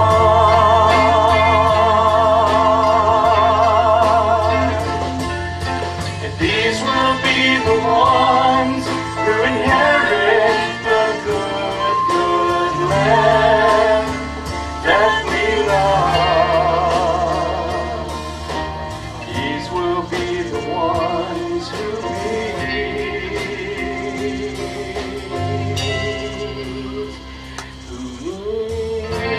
God.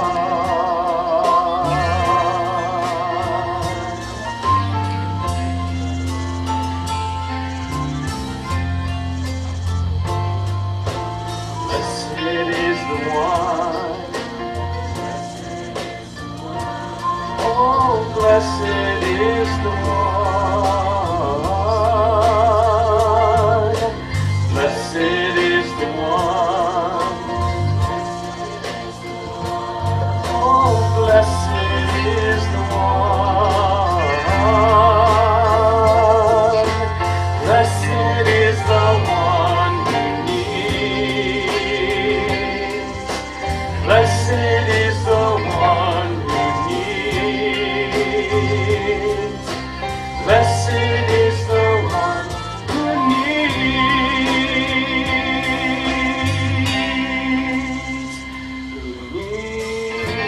God.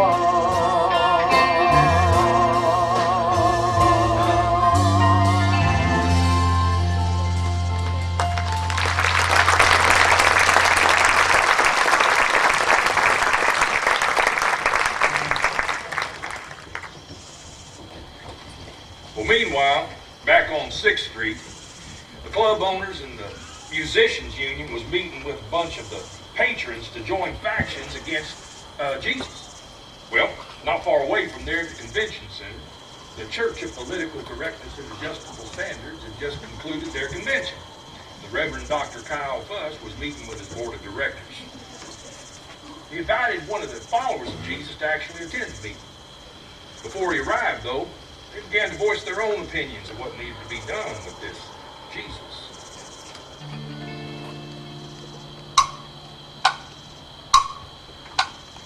He is causing quite an uproar as he all too fervently tells the people he's their savior, promising to set them free. We must stop this raving madman. We cannot afford mistakes. He must be eliminated. We must do whatever it takes. I just keep thinking there must be some inkling of good in this Jesus, this man among men. But he argues the rules, making us look like fools as he questions our policies time and again. Why can't they see that he won't set them free with rebellion? This hellion just alienates. For their own good, it's clear that he must disappear. We'll endeavor to sever whatever it takes. With the crowd that he's been reaching, by the word that he's been teaching, all the people we've been reaching are now leading us. His word brings such confusion, it creates this great illusion. He can solve every intrusion that's been greeting us. I suggest we cut him short by simply spreading our report. A magician with assorted tricks he cleverly fakes. With mirrors and some smoke, turns their faith into a joke. They'll be easy to provoke to do whatever it takes to put the He is causing quite an uproar as he all too fervently tells the people he's their savior, promising to set them free. Why can't they stop this raving madman? Rebellion, this hellion just alienates. For their own good, it's clear that he must disappear. We'll endeavor to sever whatever it takes.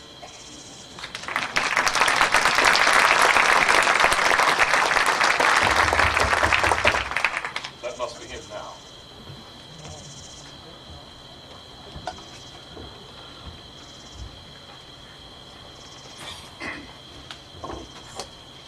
Judd. Come on in, boy. It's good to see you. Allow me to introduce our guest. this is Mr. Judd Iscariot. Now, he's a follower of Jesus, but you should also know he's been very politically involved in the past, and we share many friends and contacts in the militia movement. I invited him here to address us tonight in the hopes that he could shed some light on Jesus' intentions.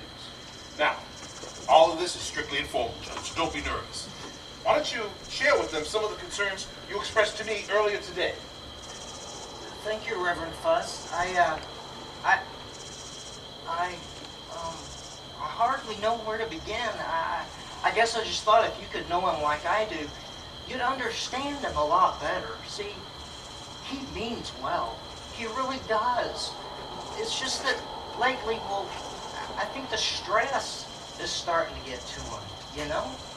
See, before, he was always very slow to make a decision. Careful. You know what I mean? He was just careful. But lately he's been making some very poor, snap decisions. He just finished tearing up a bar down on 6th Street, and he practically assaulted the band. I'm telling you, he's losing it. And, well, there's something else. He keeps talking about being lynched. It's like he's got some sort of a death wish or something. But even that's not the worst of it.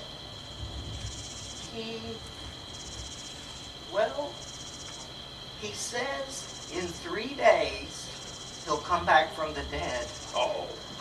I know. If he could just get some rest and, well, maybe some professional help. I know he'd come back to his senses again. I'm the only one who loves him enough to tell him the truth, but they don't listen to me. I know he'd listen to respected, well-educated theologians like yourselves. Yes, you were very wise to come to us, Judge. I understand you're the treasurer for his outfit. Yes, sir, I am. Well, I believe I speak for all of us when I say we'd like to contribute a little something toward the cause. No, that's really not We necessary. insist. Now, as it comes to Jesus, you just leave everything to us. And I can promise you we will not rest until Jesus is taken care of. Why don't you come back later tonight, son? We'll have that contribution for you, and we can make some final arrangements. Thank you, Reverend Fuss. I can't tell you what a weight you've taken off my shoulders. I just knew you'd be able to help. How could you do it? Seeing all that he has done. Oh,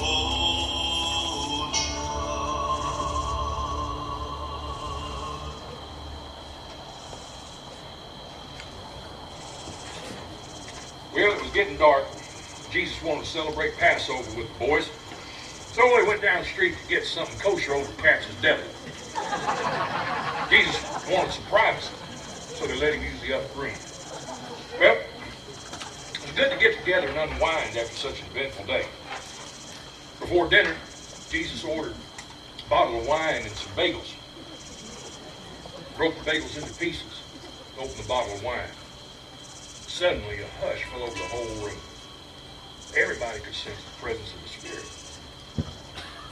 Man, the atmosphere must have been so thick, you could have cut it with a knife.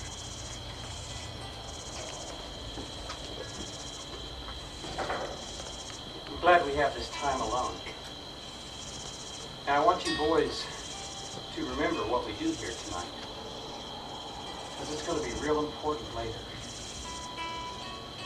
I know this might be hard to understand, but you see, this here is my body. It's about to be broken. Just for you. You better chew on that a while.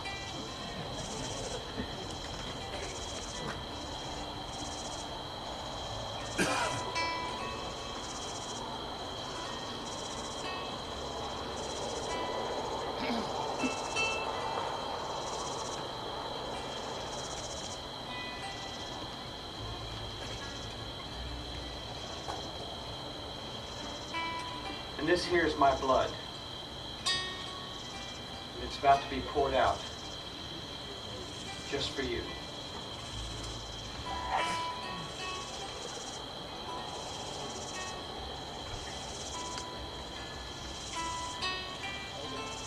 You better swallow this.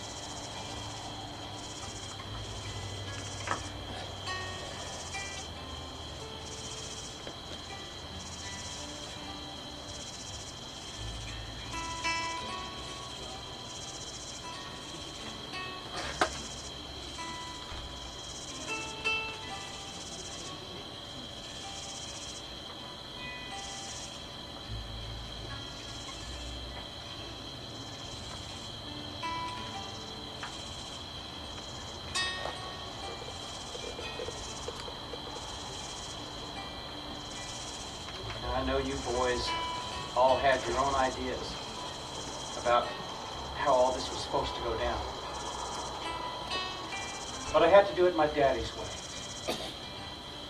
And I don't expect you to understand this. But tonight,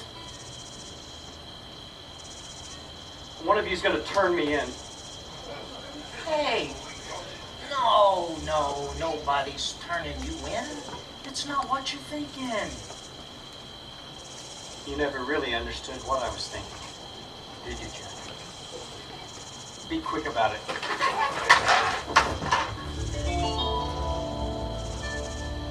And how could you do it, knowing all that you have known? Oh, John.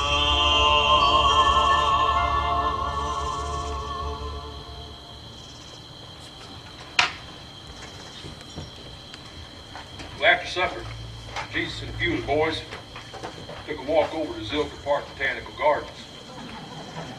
When they got there, Jesus found him a secluded spot where he could pray. He knew the chain of events had already begun to unfold. He just wanted to be sure of his options.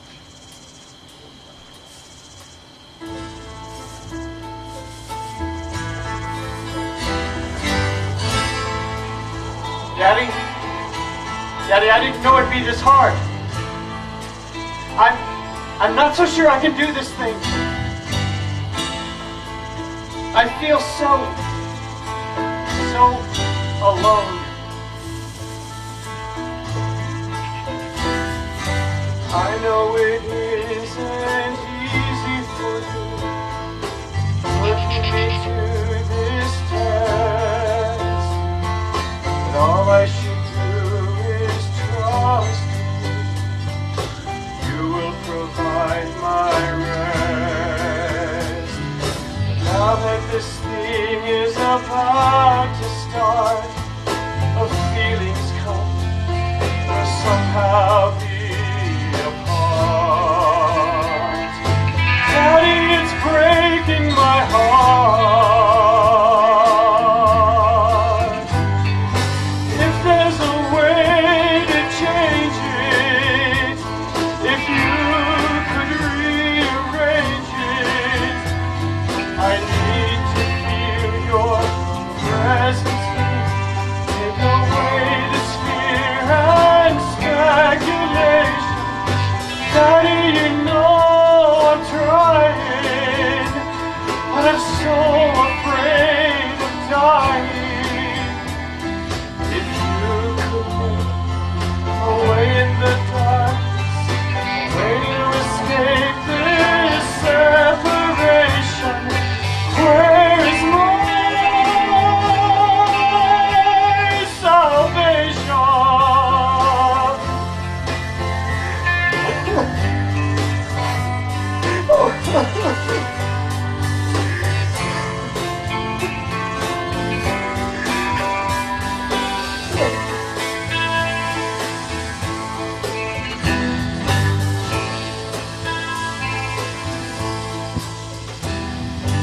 Lord, even now, your spirit has come to strengthen me as I stand.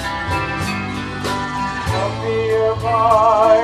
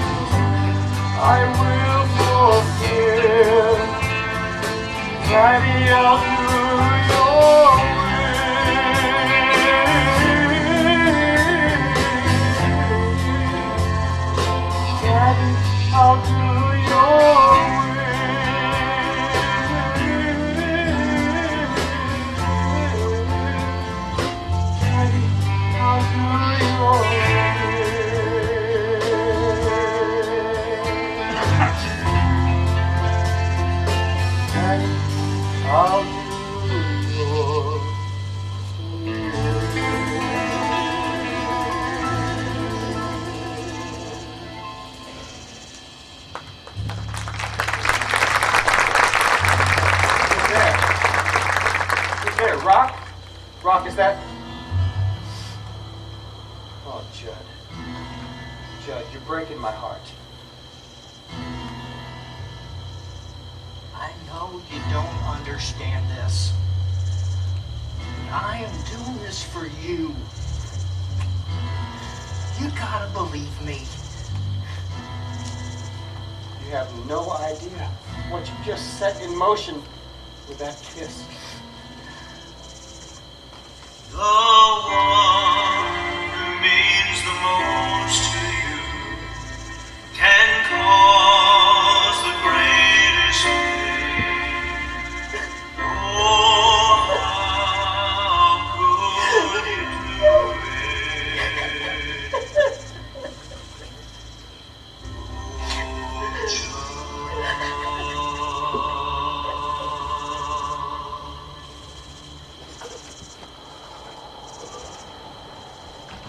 Well, Jesus was held overnight in the city jail. Reverend Dr. Kyle Fuss and his cohort decided that it would look better if they weren't involved in the actual sentencing.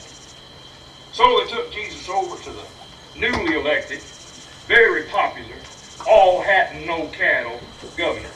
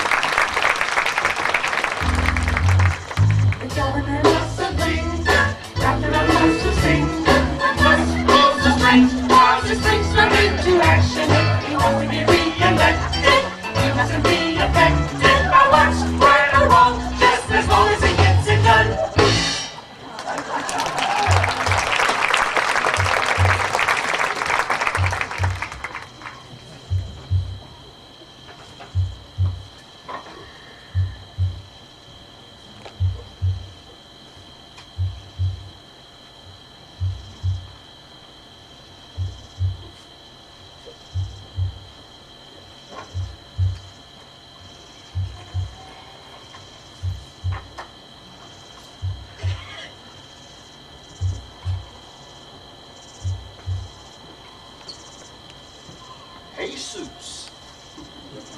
See habla español?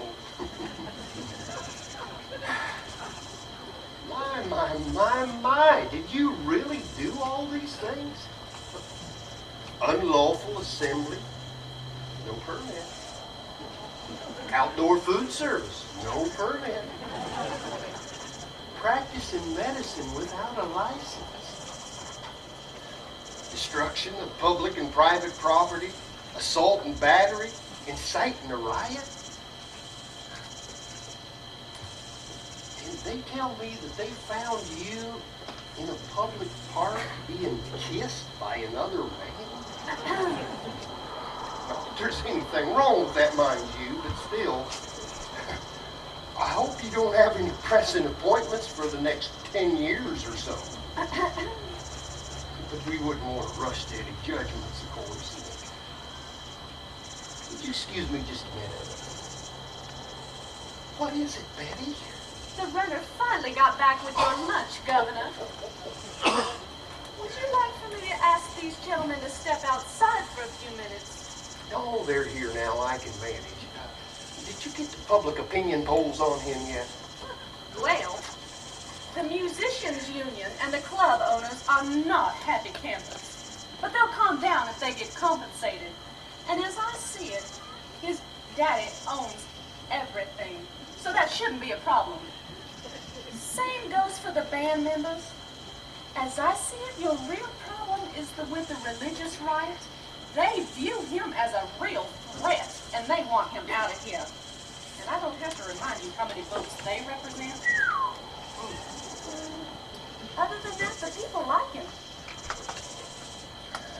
see. Thank you, Betty. Would you like for me to stay and take notes? Sure, that'd be fine. Well, Jesus, it seems that some of the religious and community leaders around here have a burr in their saddle over you. Tell me, do you consider yourself to be the head of a church? I am.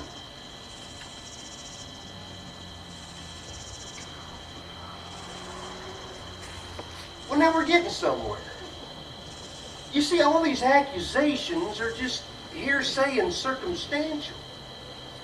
But since you admit to being the head of a church, I think the best course of action all around would be for us to send you to our Del Valley facility.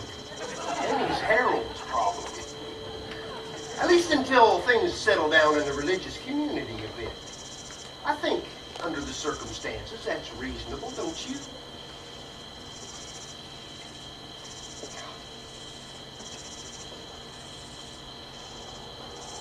Well, Jesus, it's been a pleasure talking to you, except for that irritating tendency you have of dominating the conversation.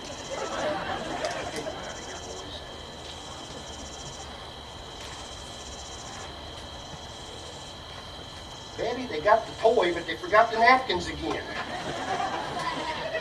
Could you please get me something? Right away, Governor. They're going now. You can come out. For the life of me, Kyle, I don't know why you're so paranoid about him. That man's practically a deaf mute.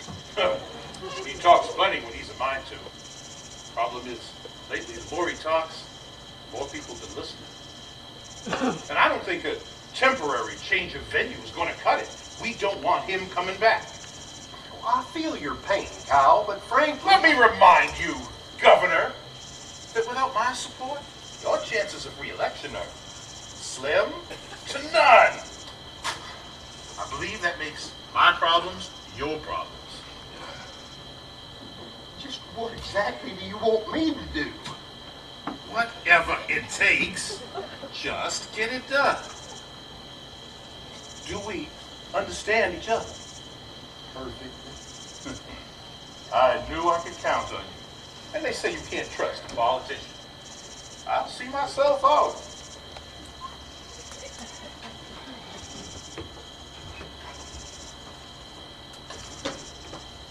Are you finished, Governor? You could say that.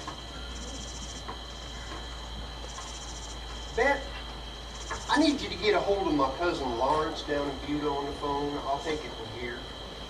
Yes, Governor.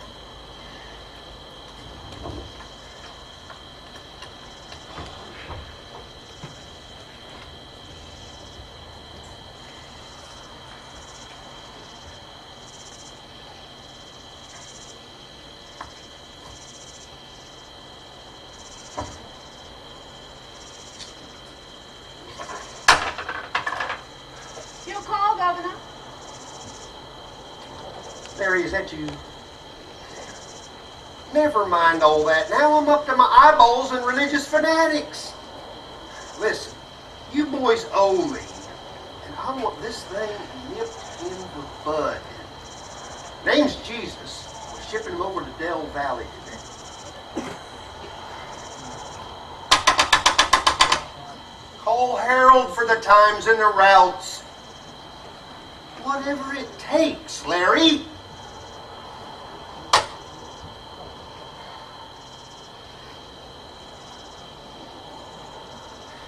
Whatever it takes.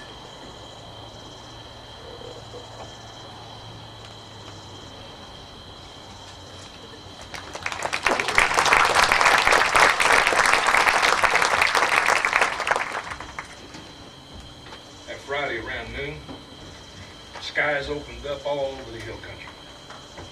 Incredible thunderstorms. Later on in the afternoon, rock showed up. Drenched to the bone. Looking like a dead man. Gathered some of the boys together. Gave us some pretty hard news.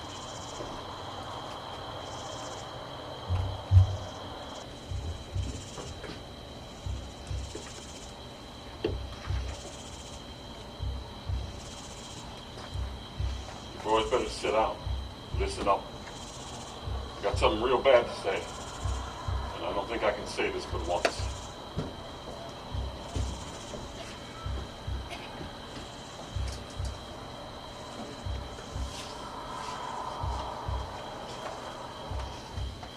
Jesus was being taken to Del Valley. So Andy and me decided to follow from a distance. We were on a deserted stretch of Route 71 when the patrol car, for no reason I could figure, pulled over to the side of the road. The driver got out, opened the trunk, and pulled out a long rope, while his partner pulled his service revolver and blew a hole in the right front tire. At the sound of the shot, a dozen or so men came tearing out from behind the brush, hooting and hollering from the back of two large pickups. They could have been anyone's neighbor, except for the hate in their eyes and the venom spewing from their mouths. The officers didn't seem to pay them no mind. They were too busy locking themselves in their own handcuffs as Jesus was being pulled from the patrol car. One of the men took a rope and tied it to a hitch on the back of the pickup. Just then, Jesus felt a sharp blow to the back of his head. He hadn't even hit the ground yet before the rest of them started ganging up on him and kicking him and beating him, tearing his clothes off like a pack of wild dogs. I wanted to get down there and bust me some heads. But there were too many of them. Oh, I didn't care what happened to me, mind you. I just didn't want to think what those animals would have done to my little brother Andy. So I had to just stand there and watch him. Andy couldn't even do that. He just buried his face in his hands and started crying like a baby. Then they took his hands and tied them together at the wrist. A few of them held him down while one of them took the gun and shot Jesus at point-blank range. Oh, they didn't kill him, mind you. That would have been too easy. No. They shot him in both hands so he couldn't pull up on the rope. And then in both feet so he couldn't stand or run. Then they started piling back into the pickup. And when Jesus saw what was coming next, he cried out, "Daddy, don't hold it against him, Daddy. They don't know what they're doing." Just then the driver downshifted, spinning the tires and kicking dust and stones into Jesus' face and mouth. His arms were pulled over his head as they dragged him out onto the highway. His flesh was burning and peeling from the friction of the road as they twisted and turned behind the pickup. Then they pulled him off onto a field, and I was glad to see dirt under him again. Until they deliberately started to drag him through every patch of cactus and bull nettle they could find. Jesus was half dead by the time they stopped at an old cypress tree.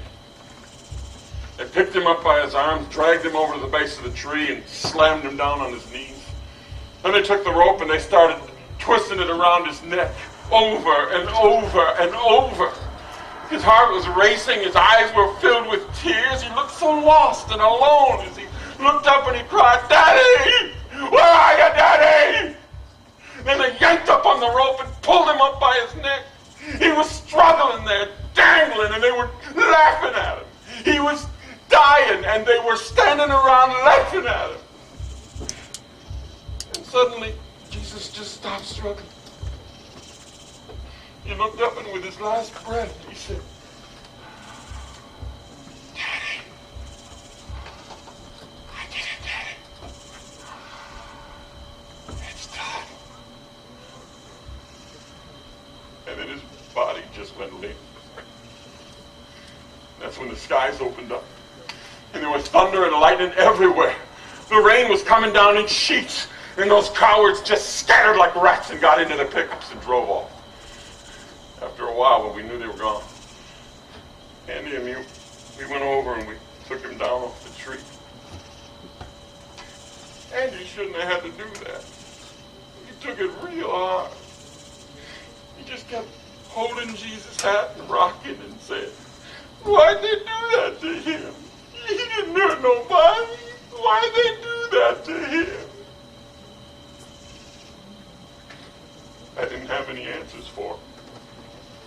Lord help me. I don't know that I ever will. That's all I got to say.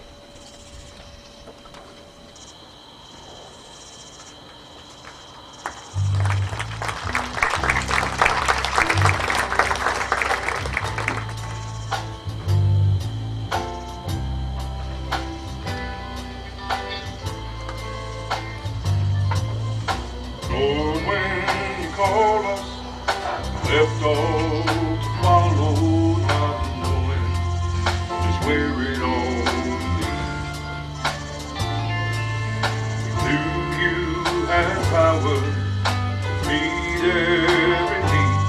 You had the words to set people free. Now that it's over, we're wondering just why it all started, what might have been. We had such good times, never thought they would end. You were closer, our closest friend. But now that you've gone and left us, we feel so helpless to do all the things that you planned. You left us crying while you were dying for all of the heartaches of man. Still we believe in there must be some reason for living tomorrow, and yet we got more questions than answers, more disappointments than tears. We're as lonely can get. Hey, Jesus. Looks like we'll be going home empty-handed after all. It's okay. I know you did your best. I'm sure everybody needs to know. You always treated me like I was as good as all the rest. Well, guess what I'm trying to say is, I love you, man. But now that you've gone and left us, we feel so helpless to do all the things that you planned. You left us crying while you were dying for all of the heartaches of man. Still we believe in there must be some reason for living tomorrow, and yet we got more questions than answers, more disappointments than tears. We're as lonely can get. We got more questions than answers, more disappointments than tears. We're as lonely can get.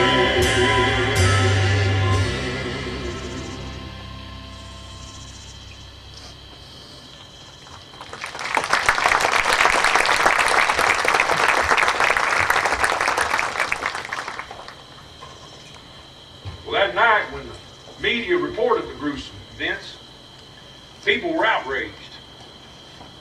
Rumors started spreading that this was an inside job. So, till they could sort through all the facts, and because so many factions were actually demanding to see the body, the governor thought it'd be best to keep the body under wraps in an old vaulted bomb shelter beneath the Capitol building. So as to not take any chances, posted Texas Rangers all around the building itself, then on either side of the heavy iron door. Friend, nobody was getting near that body.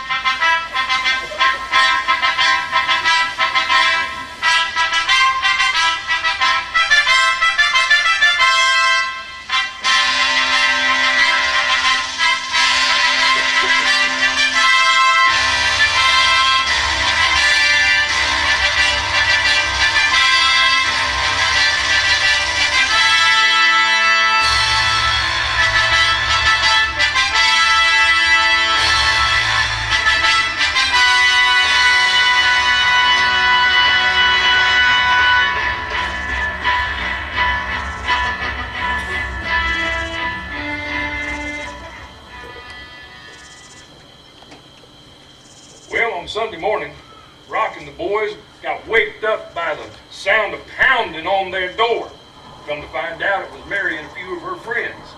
Seems that they'd been down there to the Capitol building wanting to clean up the body. When they got there weren't any rangers around. The vault door was wide open, and there was no body. Jesus was gone. Well, as they turned to leave, the angel Gabriel showed up again to fill them in.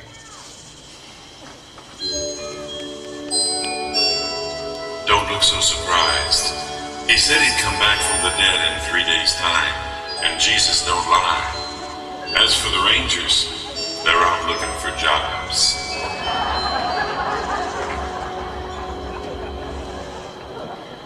Well, Rock and the boys just couldn't hardly believe their ears.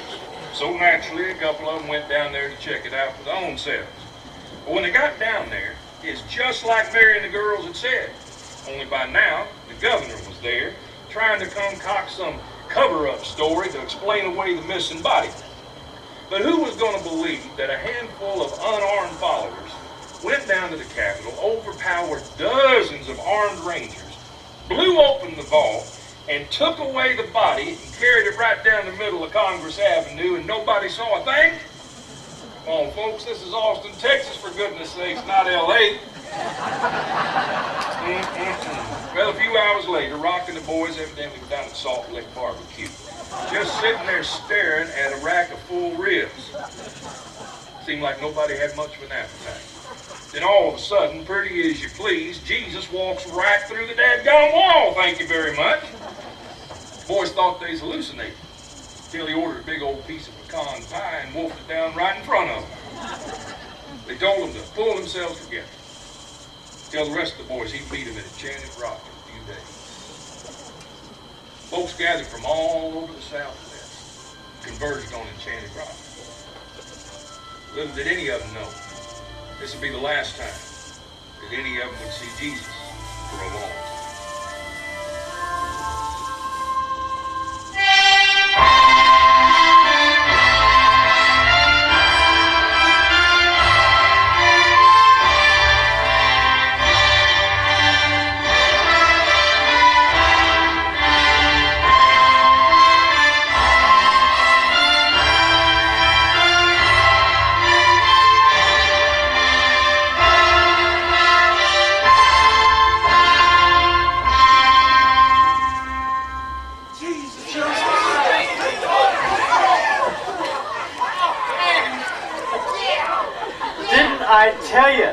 Didn't I tell you my daddy'd come through? He's always, always faithful. Don't ever doubt me, folks. You gotta keep the faith. It's up to you now. I have to leave soon. I'll be sprucing up the kingdom for you. Besides, my daddy wants to send the Holy Spirit to take my place. And if I don't go, well, he can't come. So I want you to go and you wait for him. And when he gets here, you take everything he has for you and share it with everybody, everywhere. You're their only hope now. It's a big old world with lots of folks of every kind and color out there. And they're all hungry for what you've got, whether they know it or not. So, before I go, I want you to help me pray. But even before I want you to help me pray, I want to let you know something else. I'm going to be coming back for good one day. And nothing will ever be able to separate us again. So y'all, make yourselves comfortable.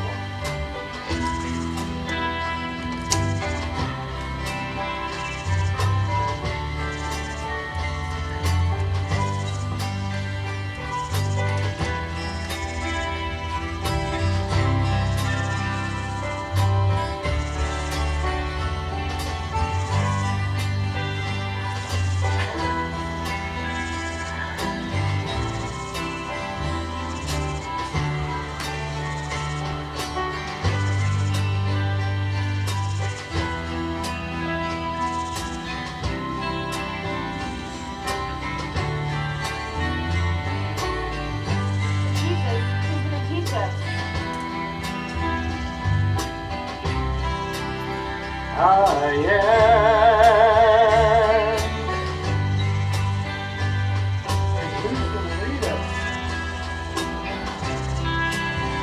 I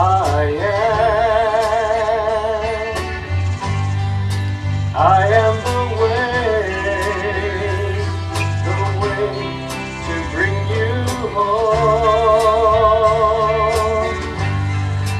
I am the truth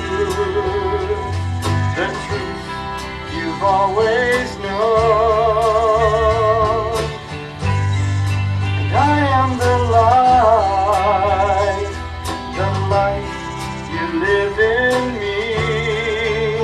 Will be eternally if only you will see who I am.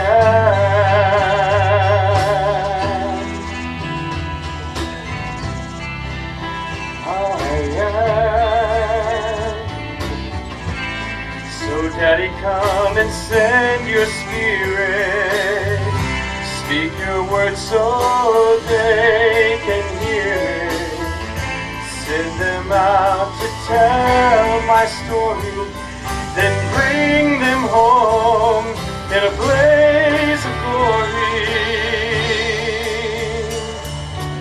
Listen, everyone, I'm going to ask you a few questions. Now, this is the most important thing you'll ever do. So I want you to think real hard on it. Answer me true. Are you hungry to believe? I am ready to receive. I am willing to let go. I am. Then I promise you will know. You'll know just who I am.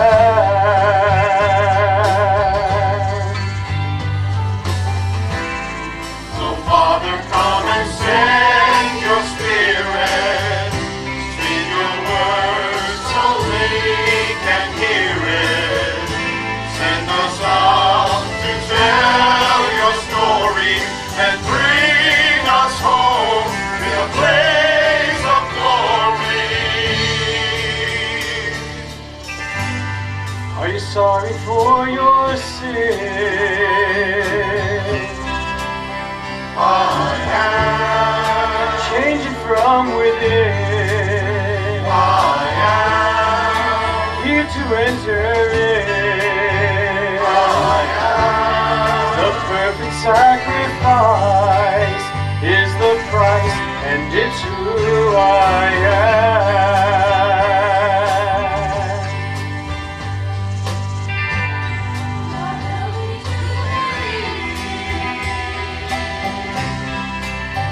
I am ready to receive. I am willing to let go. I am grateful now to know that you know who I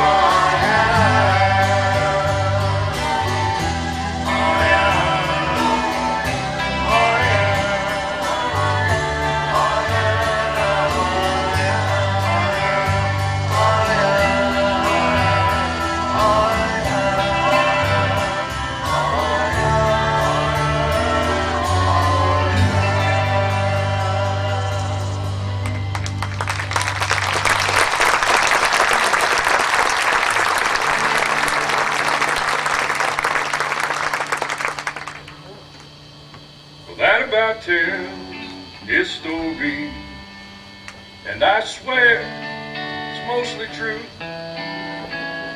especially the part where Jesus died and he rose again for you. So if you're feeling down and out and you're searching for revival, it's all written down in the book of Luke, and you'll find it in your Bible. It's the gospel. Though it happened half a world away, it's still the gospel. And if it happened in the Lone Star State, it's the gospel. While you're in a puzzle and perplexed, it's the gospel.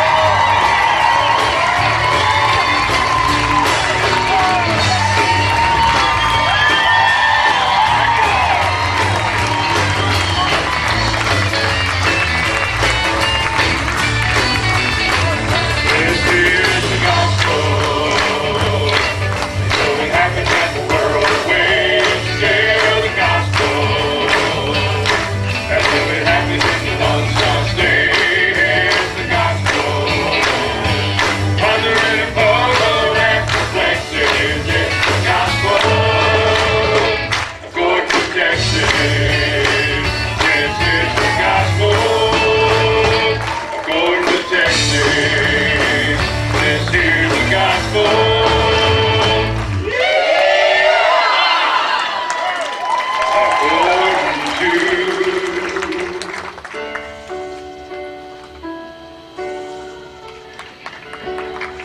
According to Texas.